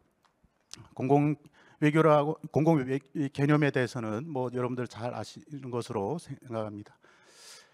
그래서 지금은 통일 공공외교를 해야 됩니다만, 지금은 신공공외교라고 하는 개념이 등장하게 됐죠. 그래서 정부가 다양한 민간 주체들 간의 교류가 있어야 되고, 상대국 정부 또는 대중을 상대로 우리가 이제 뭐 물론 우리 대한민국 국민들 같이 이렇게 이 공공외교를 펼쳐 나가야 되고, 소프트 파워 측면에서 다양한 정책적 이런 아젠다를 발굴을 할 필요가 있는 것이죠. 또 인터넷이나 또 SNS나 또 디지털 매체 이런 것들을 통해서 이 통일의 8.15 통일 독트린을 좀 더 확산시키고 설명해 낼 수 있는 그런 어떤 정책적 아젠다가 필요할 것이다라고 저는 보고 있습니다.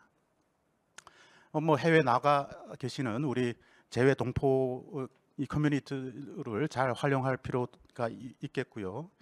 그리고 접근 방식이라고 한다면 가장 지금의 제가 발표 초반에 말씀드린 것처럼 목표를 명확하게 설정할 필요가 있다. 타겟 오디언스를 정확하게 우리가 설정할 필요가 있고, 그 오디언스를 어떻게 설득낼 것인가라고 하는 정책적 아젠다 발굴이 굉장히 필요하다라고 말씀드릴 수 있겠습니다.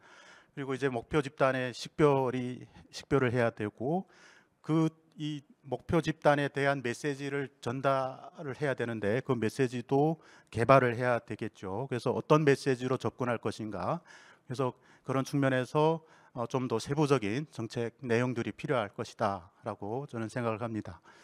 예, 뭐 발표 초반에 말씀드렸습니다만, 일단은 우리가 국제 협력을 이끌어낼 수 있는 군이 있잖아요. 그동안 우리가 노력해왔고, 이제 중국이나 뭐 일본이나 미국 이런 국가들입니다만, 저는 이제는 이 주변국들에게 연연할 필요는 없지 않을까. 물론 그분들과 뭐 경제적인 측면에서 중국과 협력을 합니다만, 사실 지금의 상황에서는 좀 쉽지 않다라고 봅니다. 왜냐하면 일단은 우리 동맹 그러니까 가치 외교라고 하는 것을 우리가 추구하고 있고, 가치 외교라고 했을 때 그 외교 안에 이념이 들어가 있는 것이죠. 외교 안에 이념이 들어가게 된다면 외교는 작동이 안 되는 그런 특성을 갖고 있기 때문에 사실 조금 협력을 이끌어내기에는 좀 어렵다라고 말씀드릴 수 있을 것 같습니다. 그러면 어떤 국가들과 협력을 이끌어낼 것인가라고 했을 때 중견국들이라고 저는 보고 있어요. 캐나다나 독일이나 프랑스나 또 북한과 좋은 관계를 맺고 있는 스웨덴이나 뭐 노르웨이나 뭐 이런 국가들과 같이 좀 이렇게 8.15 통일 독트린에 대해서 홍보를 한다거나 협력을 해나갈 수 있지 않을까, 그렇게 생각을 합니다. 또 최근에 들어와서 K-커처리라고 하는 것은 사실 뭐 전 세계적으로 누구나 많은 사람들이 호감을 갖고 있고, 이것을 적극적으로 활용할 필요가 있죠. 그래서 1차적으로는 우리 국내에 들어와 있는 이 외국 공관들을 좀 이렇게 설득시켜서 그 공관들을 통한 공관들이 주관하고 행사를 진행할 때 우리 K-컬처가 접목한 8.15 이 통일 독트린을 좀 이렇게 소개하고 좀 어떻게 협력 방안을 이끌어낼 수 있는 것도 사실 고려할 필요가 있다라고 저는 생각을 합니다. 예, 통일 참 쉽지는 않은 것 같습니다. 이제 종속 변수에서 독립 변수로의 전환이 있어야 되고, 그렇게 노력을 지금 하고 있습니다만, 사실 그 독립 변수의 단계까지 가기 위해서는 상당한 이 기간이 필요하고 또 전략도 필요하고 세부적인 접근 방식도 필요한 것 같습니다. 다만 그런 노력들이 지속되다 보면 앞으로 어느 순간에 우리도 어떤 국제 정세의 영향을 받아서 통일이나 또 이 지금의 남북 관계에 진전되든지 또는 후퇴하든지 뭐 이런 영향을 받아서 그런 것이 아니라 우리 스스로 결정해 나가고 스스로 함께 만들어 갈 수 있는 그런 날이 오지 않을까 그렇게 생각합니다. 예, 제 발표 여기서 마치도록 하겠습니다.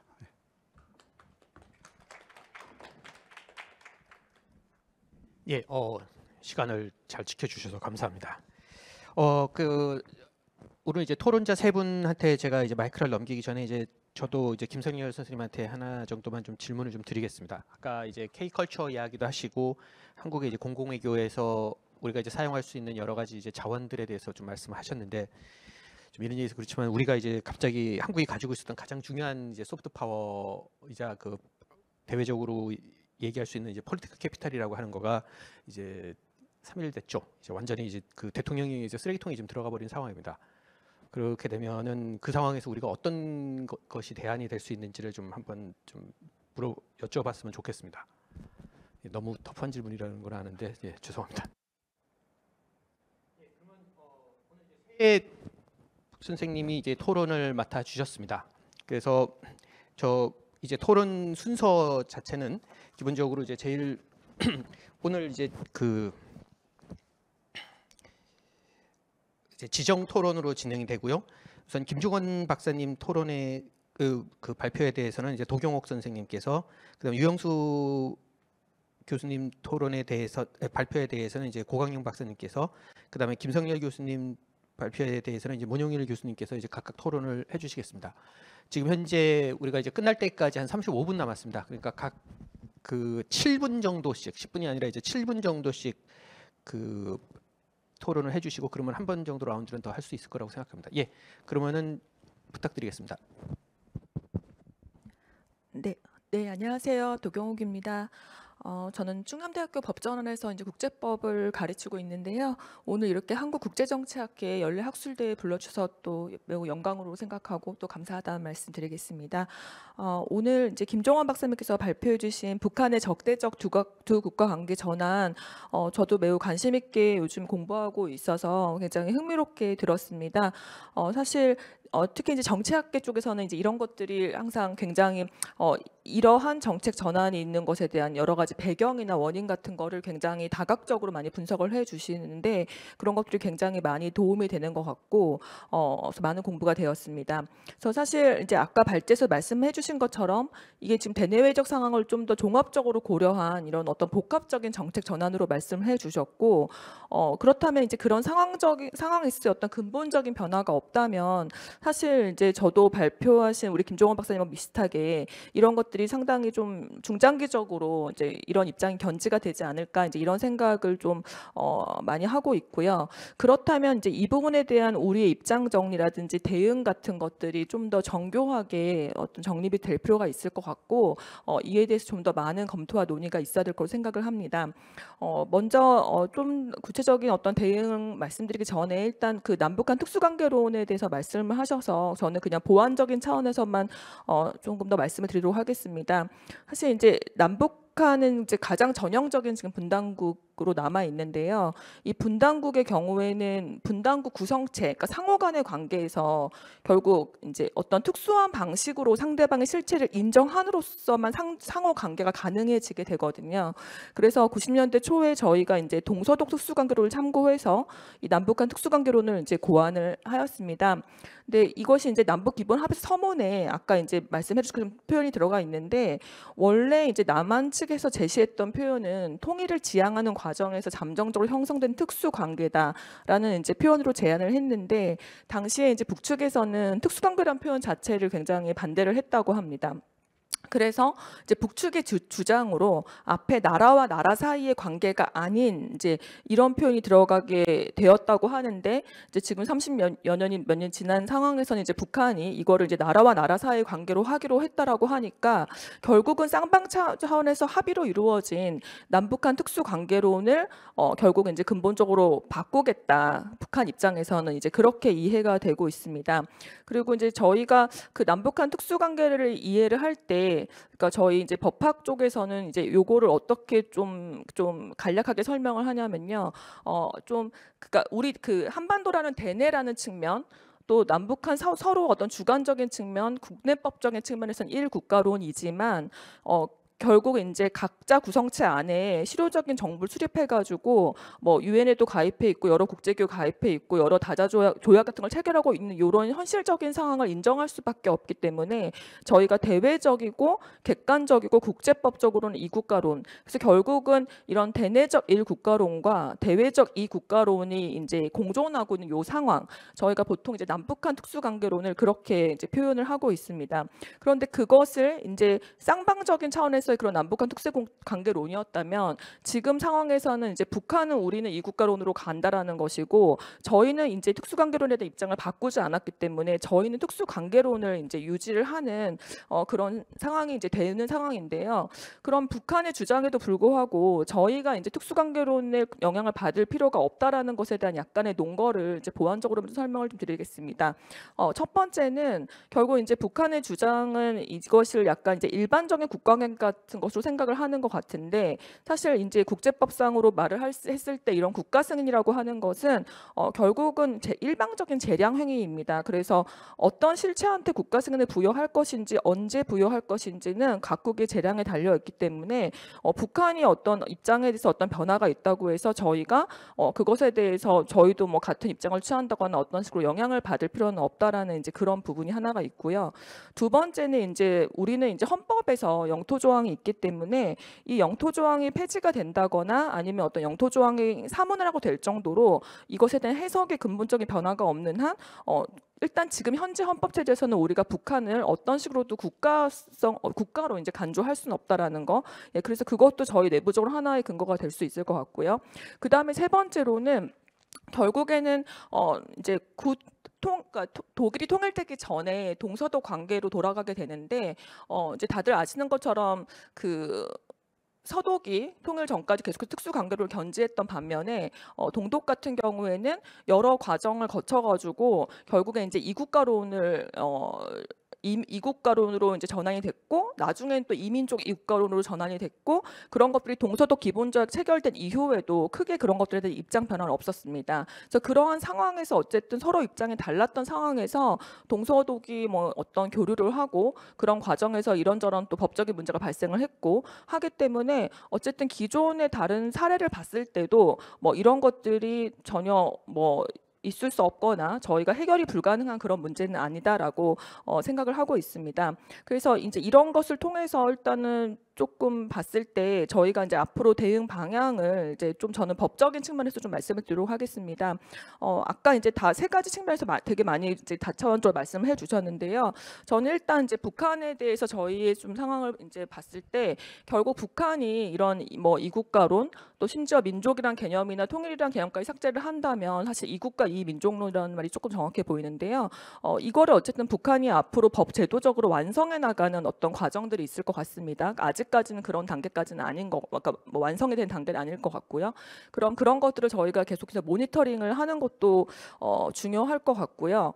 아까 이제 동서독 사례처럼 결국 뭐 남북 관계가 지금 매우 경색되어 있지만 향후에 어떤 대화라든지 또 교류 협력이 재개된다고 했을 때 결국은 이제 이국가론을 취하고 있는 북한과 여전히 특수관계론을 견지하고 있는 이제 저희 사이에서 여러 가지 어떤 문제들이 제기가 될 수 있다라는 거죠. 그래서 그런 것들을 뭐 이제 뭐 전문가들도 물론이고 또 부처들 차원에서도 좀 대비를 할 필요가 있을 것 같습니다. 뭐 예를 들면 남북 간의 합의만 같은 경우를 보아도 지금은 이제 우리 경우엔 조약하고 남북합에서 완전 분리해서 별도의 체제로 이제 운영을 하고 있는데 그런 부분에서도 북한이 이제 이것을 뭐 남북 간의 조약으로 하자는 주장을 할 수도 있고요.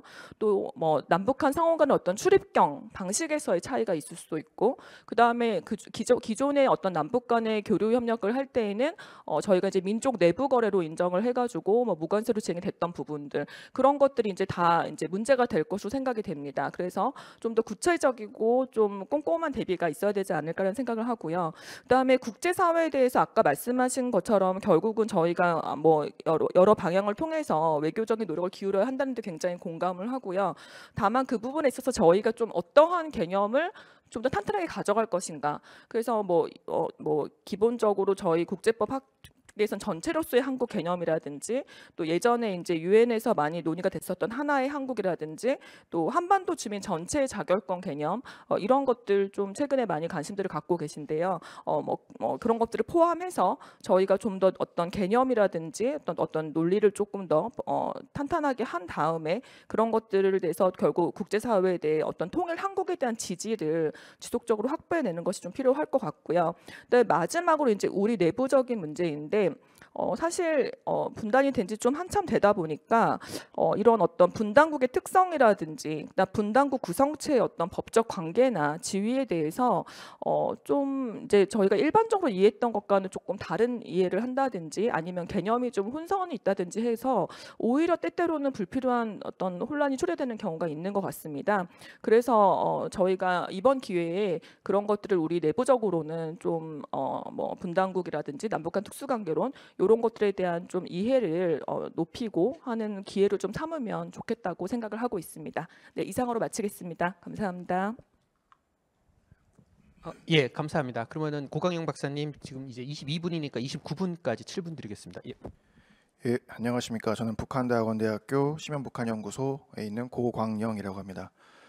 저는 발표에 대한 비판이나 심도 있는 코멘트보다는 교수님께서 지면상, 시간상 한계로 발표에 담지 못하신 내용들을 추가로 여쭙는 방식으로 토론을 진행하겠습니다. 유영수 교수님의 발표는 윤석열 정부의 8.15 통일 독트린 중 북한 인권 부분을 보완하는 시도로서 북한 인권 문제를 국제 협력의 차원에서 어떻게 보다 효과적으로 풀어낼 수 있을 것인지에 대해서 다루고 있습니다. 국가들을 세 군으로 분류하고 각 국가군에 맞춘 방안을 제안해 주셨습니다. 각 군별 방안에 더불어 세 군을 관통하는 핵심어는 국제인권보호제도와 다자협력이라고 할 수 있습니다.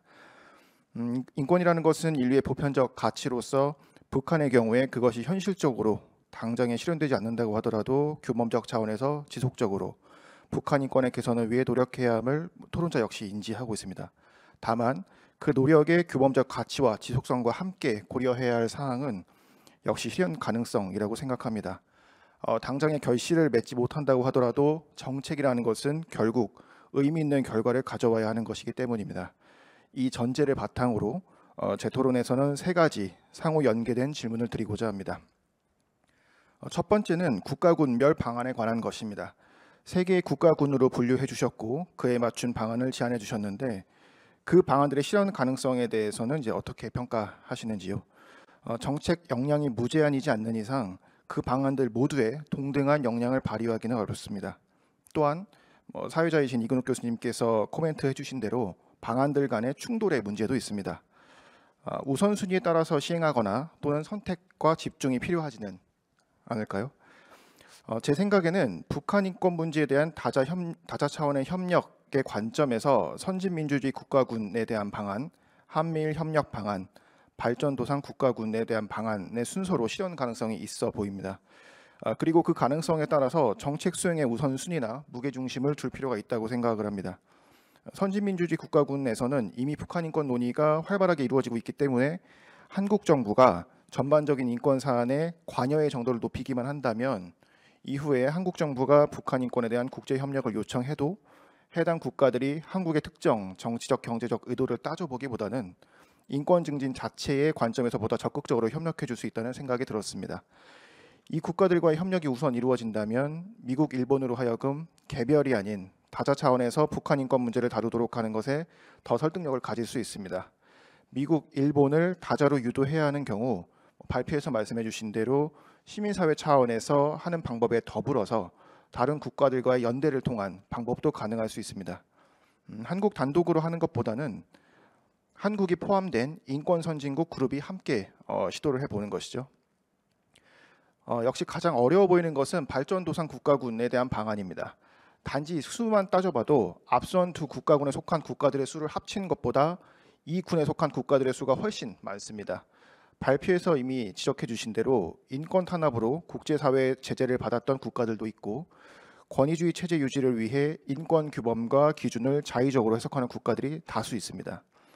또한 발표에서 언급되지는 않았지만 북한은 앞선 두 국가군보다 주로 발전도상 국가군에 속한 국가들과 전통적으로 외교 관계를 유지해 오고 있습니다.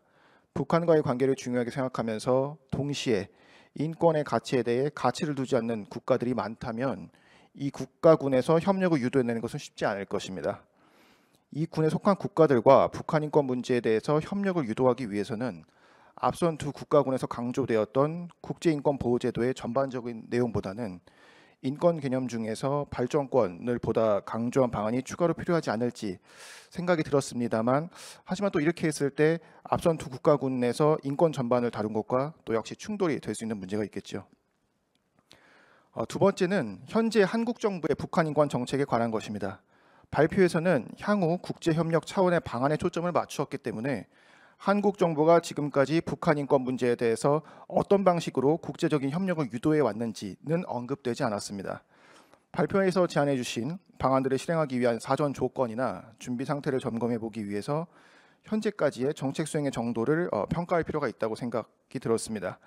제안해 주신 국가군별 방안들에 비추어 봤을 때 현재까지 국제협력 차원에서의 한국 정부의 북한 인권 정책은 어디까지 와 있는지, 어느 지점에 머물러 있는지 교수님의 평가를 듣고 싶습니다. 마지막으로 세 번째는 어쩌면 가장 근본적인 부분일 것입니다. 한국 정부의 지금까지의 북한 인권 정책 시행이나 앞으로의 국가군에 맞춘 방안들이 시도되었을 때 그것이 단지 레토릭이나 시도로 끝나지 않고 결국 북한의 인권을 조금이라도 개선해낼 수 있을지의 문제입니다.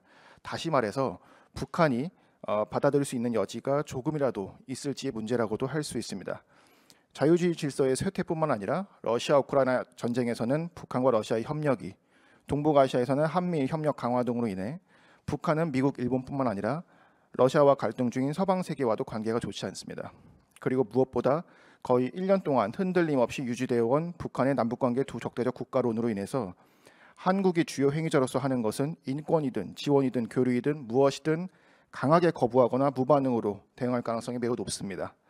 이런 환경을 고려할 때 새 국가군별 방안 중에서 선진민주주의 국가군과 한미일 그룹에 해당되는 두 가지 방안은 한동안 어쩌면 장기간 의미 있는 결과를 내는 것이 어렵지 않을지, 발전도상국군의 국가들과의 관계를 강화하고 그들을 앞세워 간접적으로나마 우선 이동의 자유 문제라든지 발전권 차원에서라도 북한 인권 문제를 다루는 것이 현실적이지 않을지 교수님의 의견이 궁금합니다. 저의 토론은 여기까지입니다. 감사합니다. 예, 감사합니다. 그러면 이제 마지막으로 그 문용일 교수님의 토론을 시작을 하겠습니다. 똑같이 7분 드리겠습니다. 예. 네, 안녕하세요. 서울시립대학교 문용일입니다. 먼저 이렇게 귀중한 자리에 불러주셔서 다시 한번 감사의 말씀을 드리고요. 뭐 여러 가지 코멘트들을 준비해 오긴 했는데 사실 지금 현재 저한테 주어진 가장 시급한 미션은 시간 내에 코멘트를 끝내는 거라고 생각을 하기 때문에 크게 하나의 질문 혹은 뭐 두 개의 그 생각거리에 초점을 맞추고 조금 말씀을 드리려고 합니다. 사실 8.15 통일 독트린 자체도 그렇고 오늘 김성열 교수님의 발표도 그렇고 너무 감사하게 많은 걸 배우면서 들었지만 사실 어떻게 보면 가장 중요하다고 생각될 수 있는 두 가지 변화, 그러니까 이게 여름에 나온 독트린인데 이미 그 이후에 나온 두 가지 상당히 중요한 구조적 변화에 대해서는 조금은 더 고민이나 논의가 필요하지 않은가라는 생각이 들어서 여기에 대해서 말씀을 드리려고 합니다. 가장 첫 번째로는 그 김성열 교수님께서 이제 처음에 시작하실 때 8.15 통일 독트린이 이 인간 중심의 자유민주주의라고 하는 것을 철학에 기반을 둔 독트린이다라고 하는 부분에서부터 출발을 하면 좋을 것 같은데요. 이 부분 같은 경우에도 사실 사실 바이든 행정부가 출범하면서 가장 먼저 했던 얘기 중에 하나가 결국 민주주의의 회복이라고 하는 거였습니다. 당연히 트럼프에 의해서 파괴됐다라고 생각하는 이 민주주의를 회복하겠다는 것이 미국 국내 정치적으로도 가장 시급한 어젠다였을 뿐만 아니라 국제사회라고 하는 층위에서도 어떻게 보면 트럼프 행정부에 의해서 조금 상당히 노골화된 이 미국 우선주의로 인해서 나타나는 미국의 위상, 정당성을 이 민주주의를 강조하면서 회복을 강조하면서 조금은 더 다시 한번 되찾겠다. 그렇지만 여전히 미국 우선주의는 지속해야 되는 상황이기 때문에 이것을 잘 포장하려고 하는 부분에서 민주주의에 대한 가치, 그 가치와 규범을 강조하는 부분이 필요했던 것 같습니다. 즉 명분의 확보라고 하는 것이 존재할 뿐 아니라 어떻게 보면 국내적으로는 트럼프와 그 바이든이라고 하는, 그리고 전 세계적으로는 뭐 양자 관계로 하면 미국과 중국 혹은 진영화의 논리로 따지면 자유주의와 비자유주의 진영을 구분짓는 그 정체성을 차별화하는 근간이자 수단으로서 민주주의를 강조하게 됐는데 이제 이 구조적 층위에서 민주주의라고 하는 것을 강조하던 미국의 외교안보 전략이 결국은 이제 변할 가능성이 너무 커진 것 같습니다. 그렇다면 이렇게 구조적 층위에서 진행이 되고 있던 민주주의라고 하는 가치의 강조를 통한 이 정체성의 확보 혹은 진영화의 발전이라고 하는 것과 맞물려서 가던 이 한국의 8.15 통일 독트린이 그리고 이 통일 독트린이 가지던 이 국제 협력을 위한 환경 자체가 좀 상당 부분 약화되는 게 아닌가라고 하는 우려가 있어서 이 부분에 대해서 조금은 더 많은 논의가 필요하지 않은가라는 생각이 듭니다. 그런데 이제 발표에서는 이 부분에 대해서는 조금 많이 반영은 안 되어 있는 것 같아서 여기에 대해서 조금 더 여쭙고 싶고요. 두 번째는 사실 이건 제가 조금 둘러서 드리려고 했던 코멘트 부분 많은 걸 써놓긴 했는데 옆에 계신 그 이근욱 교수님께서 직접적으로 말씀을 해주셔서 조금 짧게 말씀드려도 될 것 같아요. 결국 이게 그 통일 독트린의 대안으로서 말씀해 주셨던 것이 통일 공공외교의 필요성인데 사실 공공외교 그리고 문화외교 그리고 더 나아가서 이제 규범이라고 하는 것에 기반을 둔 외교 전략이 힘을 발휘하기 위해서는 사실 규범 권력을 행사하려고 하는 행위자의 모범성이라고 하는 게 중요하다고 생각이 듭니다.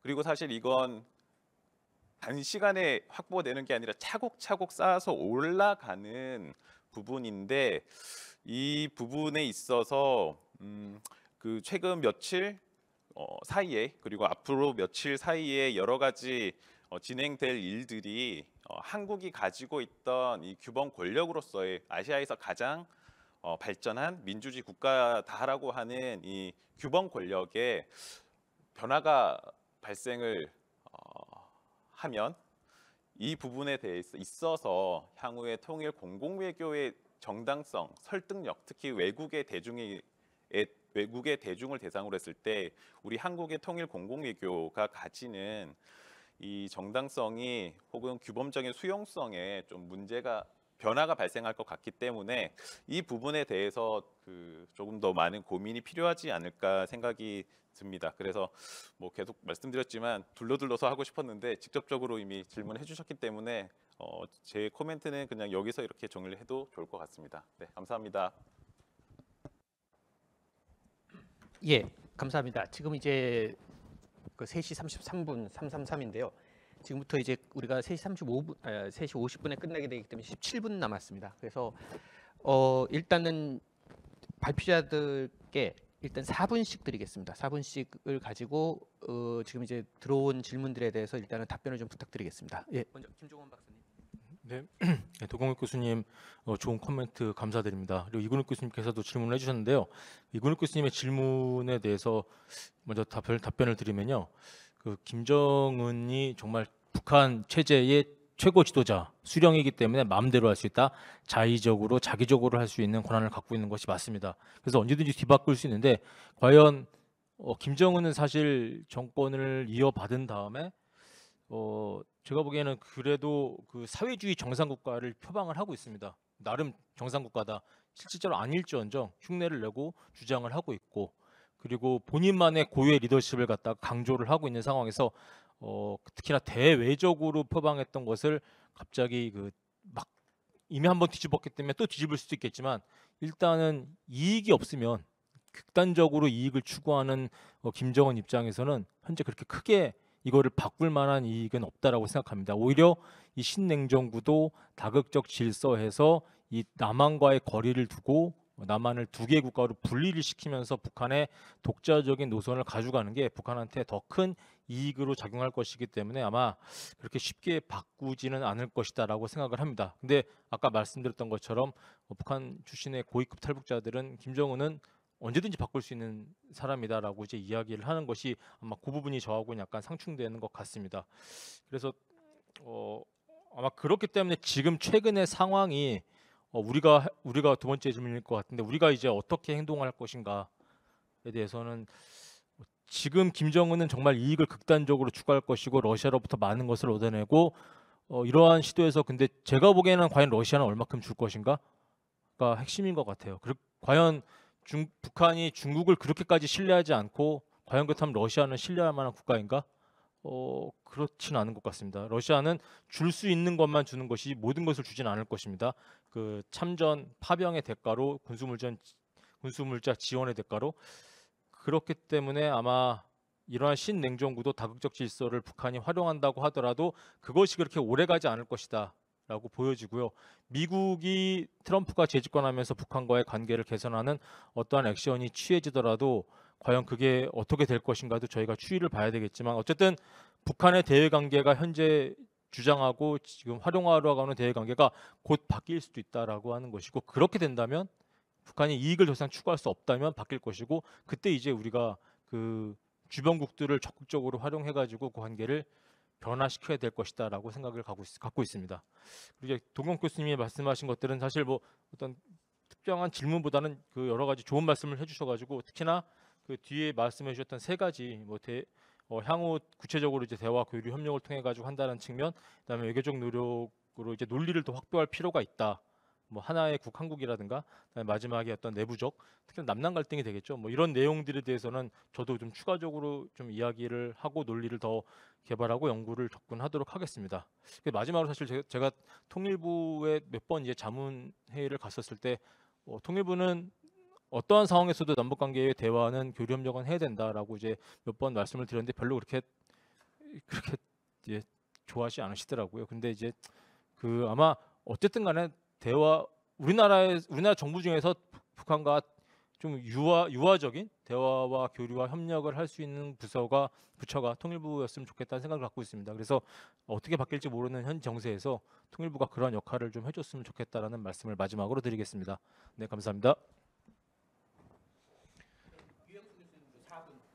예. 예.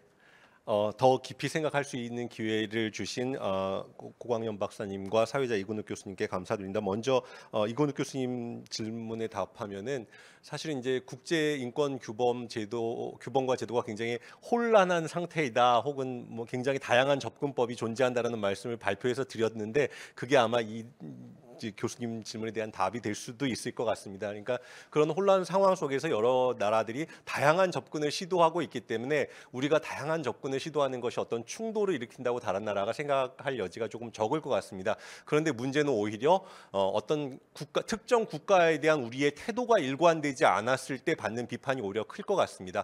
접근 방식에 대한 것보다는 예를 들면 우리가 이제 이란 인권 결의에 굉장히 기권을 많이 했고요. 이란이 핵을 개발했을 때 이제 찬성한 것 빼고는 우리의 어떤 경제적인 안보 문제로 기권을 했고, 잘 아시다시피 90년대 중국 인권 결의에는 계속해서 우리가 기권을 했는데 그런 문제들이 북한 인권에 대한 우리의 증진 노력에서 굉장히 시험대가 될 것이다. 그런 경우에 어떻게 우리의 일관적인 방향을 잘 세울 것이냐, 그리고 그것을 어떻게 이해시킬 것이냐 하는 것에 대한 준비가 되어 있다면 각 국가분이라든가 국가별로 어떤 충돌 문제는 조금 극복할 수 있는 부분이 아닌가 싶습니다. 그러나 우리의 어떤 다른 분야의 국가 이익과 이런 것을 어떻게 우리가 조화시킬지, 어떻게 다른 나라에 이해시킬지 하는 문제는 굉장히 중요한 문제인 것 같습니다. 고 박사님께서 이제 실현 가능성, 현재 우리 정책과의 어떤 연관성과 발전 방향, 그다음에 북한의 수용 가능성 이렇게 말씀해 주셨는데 다 대답하기는 힘들 것 같고, 두 번째 현재 우리의 정책과의 어떤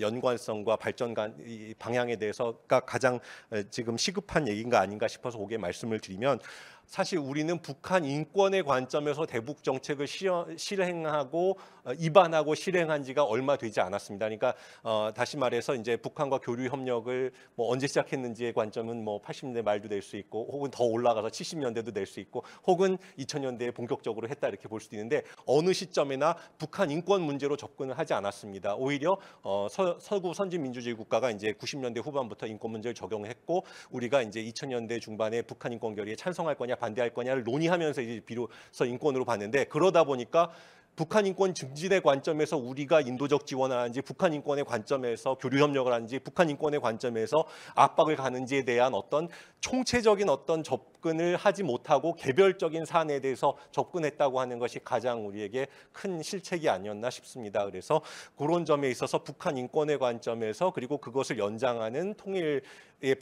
그 정책 혹은 통일 비전의 관점에서 좀 이 연역적으로 다시 한번 생각을 하고 우리가 어느 지점에서 어떤 정책을 실행할 것인지, 우리가 인도적 지원을 한다면 지금은 무슨 의미인 것이고 어떤 규모여야 하고 어떤 방향이어야 하는가가 인권의 관점에서 교류 협력의 물꼬를 튼다거나 여러 가지 다른 목적을 위해서 왔던 것이 이제는 인권의 관점에서 적어도 우리가 인권을 비전으로 하고 인권의 방향으로 하는 8.15 독트린이라고 한다면 그렇게 가야 하지 않을까 하는 것이 저의 답변입니다. 감사합니다. 예, 그 젠틀한 코멘트를 해주신 문용일 선생님께 너무나도 감사드립니다. 예, 두 가지 측면에서 코멘트를 해주셨는데, 하나는 이제 미국의 자유주의 이 대외 정책에 우리가 같이 가고 있다라고 하는 말씀 주셨고, 지금은 좀 제한이 될 수밖에 없다. 트럼프가 들어왔기 때문에 그런 측면이 있죠. 물론 이제 뭐 바이든이 사실 자유주의 리더십을 회복하기 위해서 민주주의 정상회의도 하고 여러 가지 자유주의를 좀 더 확산하기 위해서 노력을 했습니다만, 우리가 거기에 동조하는 측면도 있고 이 도보를 같이 가는 측면도 있습니다만, 사실 그건 강대국의 시각이라고 저는 봐요. 근데 우리는 우리의 시각에서 외교 정책을 좀 더 활성화할 필요가 있고, 자유주의 가치에 우리가 딱 국한돼서 외교의 범위를 줄인다라고 하는 것은 사실 좀 많은 고민들이 필요할 거라고 저는 생각합니다. 존 미어샤이머도 그랬잖아요. 이 나토의 동진이라고 하는 것, 또 자유주의 확산이라고 하는 것은 사실 불가능하다. 그 자유주의 패권이라고 하는 것은 불가능하다라고 뭐 미국의 미국의 정치학자들도 많이 비판을 하고 있죠. 그래서 사실 이런 것을 보면서 우리의 외교의 어떤 이 방향을 좀 잘 설정할 필요가 있다라고 말씀드릴 수 있습니다. 그리고 우리가 규범 외교 또 모범 국가로 잘 알려져 있는데, 사실 최근에 국내에서 핵 자강론이 머리를 들고 있고, 그러면서 이제 규범 외교에서 조금 많은 어떤 우리 제약이 있지 않는가라고 하는 코멘트도 해주셨습니다만, 저는 기본적으로 이 8.15 통일 독트린이 됐든 또 어떤 통일 방안이 됐든 간에 가장 중요한 것은 우리 내부적으로 단일화의 목소리가 좀 필요할 거다. 그러니까 보수와 진보 사이에서 평화나 통일 담론을 가지고 경합할 때가 아니다라고 저는 보고 있습니다. 서로 단일한 목소리를 가지고 통일의 지속성, 일관성, 이것을 가져가야 되는데, 사실 우리 외교 안보 이쪽 그룹에서도 서로 소통 안 하잖아요. 그죠? 그 그룹들, 그 많은 전문가분들이 계시는데 서로 이제 진영 논리로 인해서 서로 이제 소통을 안 하고 있습니다. 그래서 이런 것들을 이제는 좀 이렇게 합의를 봐야 된다. 그래서 정치권에서 그럼 합의를 볼 수 있겠는가? 전혀 그렇지 않다라고 저는 보고 있고, 시민사회가 해야 된다. 이제는 시민사회 시민사회 담론이 움직여야 된다. 그렇게 해서 단일한 통일 방안, 또 단일한 대북 정책, 이것을 50년, 100년의 대전략으로 법제화를 지켜야 된다. 그래서 어떤 정권이 정부가 들어와도 이걸 수정이나 변경하지 않도록 만들어 놔야 된다. 그렇게 일관성 있게 추진했을 때 사실 뭐 국제 협력도 이끌어낼 수 있고 끊임없이 설득시킬 수 있는 부분인 거죠. 또 가장 큰 문제는 이 통일의 일관성이 없다 보니까 우리 국민들이 사실 헷갈려야 하는 것 같아요. 이제 뭐 정권이 바뀌면 또 평화라고 하는 것을 강조하기 시작해, 번영 뭐 이런 단어들이 또 막 등장할 텐데, 국민들이 사실 여기에서 통일에 관심 없는 게 아니라 혼란스러워서 통일에 대한 관심을 갖지 않는 거죠. 그래서 이런 정책의 일관성 또는 이 대전략이 필요하다. 5년 대통령 단위제에서는 해결할 수 없는 부분이다라고 보고, 또 세 번째 문제는 너무 수도권에 몰려 있다라는 거죠. 통일 문제나 또 평화 이런 담론들이, 그런 행사들이, 또 예산, 인력들이 다 수도권에 몰려 있다. 이제는 좀 전국적으로 확산시킬 필요가 있지 않을까, 저는 그렇게 생각합니다. 그렇게 했을 때 일관성 있는 통일 정책을 만들었을 때 뭐 국내뿐만 아니라 외국에서도, 외국의 이 오디언스들도 거기에 설득되고 협력을 이끌어낼 수 있다. 저는 그렇게 생각을 합니다. 예. 이상입니다. 자, 그러면 혹시 플로어에 계시는 분들, 관객분들 중에서 또 질문 있으신 분 있으신가요? 지금 우리가 이제 한 5분 정도 남아서 미친 듯이 이제 달려오는 덕분에 이제 이렇게 시간이 좀 남기는 했습니다. 뭐 일단은 발주처를 대표하셔가지고 통일부에서 오셨으니까 한 말씀은 좀 질문을 좀 부탁드리겠습니다.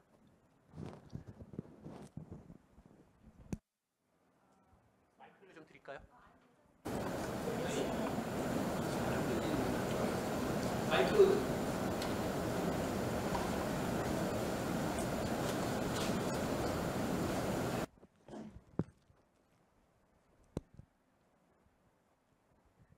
예, 먼저 그 발표와 토론 너무 이렇게 잘 준비해 주시고 또 어려운 지금 이런 그 변화 상황에 대한 말씀도 이렇게 같이 담아 주셔서 저희 큰 참고가 되었고, 저희 원래 오늘 이제 장관님이 축사도 하시고 하실 그런 행사였는데 사실 내부적인 다 아시겠지만 그런 상황에 함께하지 못한 점도 아쉽게 생각합니다. 하지만 나누어 주신 얘기들 제가 잘 전달해서 정책 방향에 꼭 참고하도록 하겠습니다.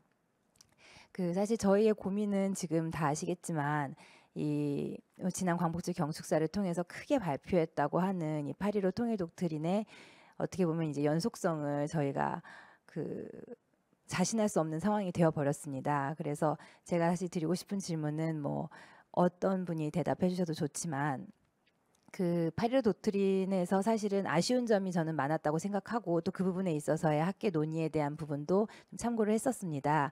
그럼 저희가 앞으로 이걸 그대로 가져갈 수 있는 상황이 이제 아니라고 봤을 때 혹시 그 안에 이걸 이제 변경해서라기보다는 그 다시 이제 이 8.15 통일 독트린을 대체할 아니면 보완할 저희가 통일 대북 정책을 마련함에 있어서 어떤 부분이 조금 더 보완되어야 한다고 보시는지, 사실 8.15 통일 독트린에서 강조했던 부분들은 다 충분히 이해를 하고 계실 것 같아서 좀 어떤 부분이 좀 더 추가돼서 좀 더 국민적인 설득력 또 국제적인 공론화에 조금 더 도움이 될 수 있을지 좀 말씀을 여쭙고 싶습니다. 예, 감사합니다. 혹시 다른 질문은 없으신가요? 예, 그럼 어떤 분이 답변을 하시겠습니까? 아무래도 가장 오래 하신 분이 하실 말씀이 가장 많으신 것 같으니까. 예, 뭐 아까 김성열 교수님도 말씀하셨습니다만, 예, 결국에는 합의, 국민적인 합의가 중요하지 않을까. 사실 내용상으로 뭔가가 부족하다, 심각한 결함이 있다라는 것보다 우리가 누가 얘기하느냐가 굉장히 중요한데, 이 국민 전체 혹은 시민사회 혹은 학계 정책 논의하는 사람들의 어떤 그 대다수의 합의를 통해서 이루어지지 못했다는 점이 아마 굉장히 큰 그런 결함이라고 이제 우리가 평가할 수 있지 않을까 싶습니다. 그래서 어떤 논의가 됐든 무엇이 됐든 누가 이야기하는가가 중요하고 우리의 목소리를 전부 담아서 얘기했을 때 그것이 우리 안에서도 더 효과가 크고 우리 바깥에서도 더 진정성이 느껴지지 않을까 그런 생각이 들었습니다. 예. 뭐 김종훈 박사님이나 그냥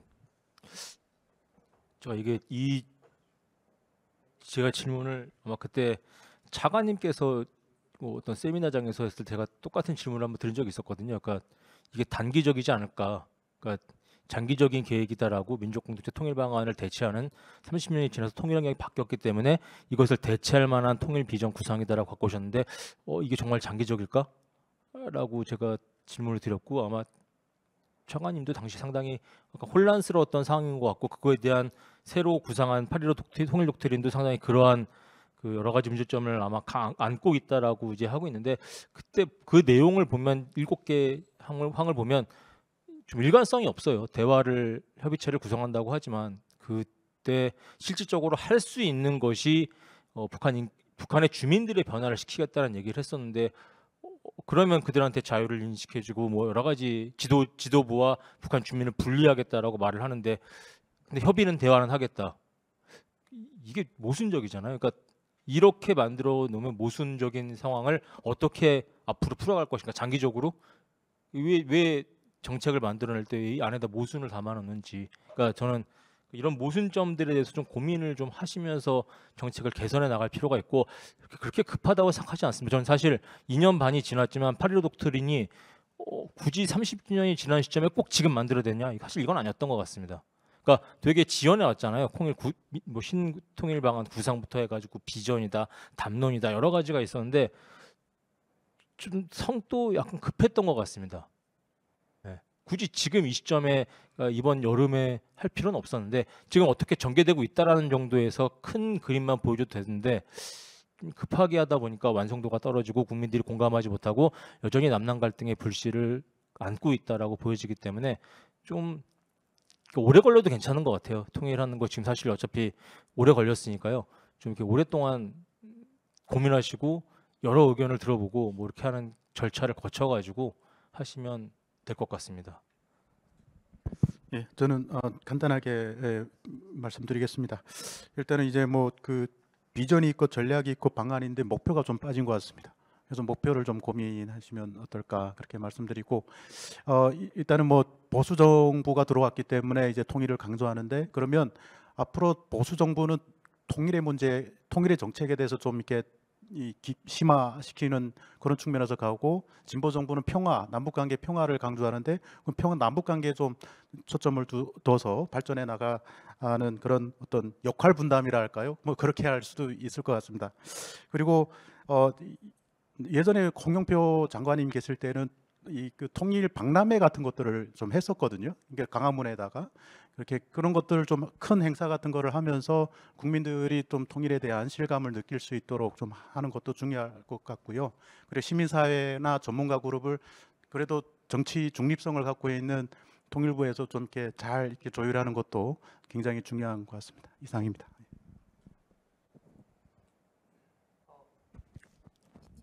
예, 이제 시간이 됐고 그래서 이제 패널을 좀 끝을 내겠습니다. 예, 8.15 동일 독트린의 연속성이 좀 의심된다고 그러시긴 하셨는데 그냥 개인적으로 한마디만 말씀을 드리면 제가 제 입장에서 뭐 통일부를 어떻게 정의할 건지에 대해서 여러 가지 방법이 있겠지만 이 북한을 관리한다라고 하는 관점에서 봤을 때 국방부는 총과 대포를 갖고 북한을 관리하는 데입니다.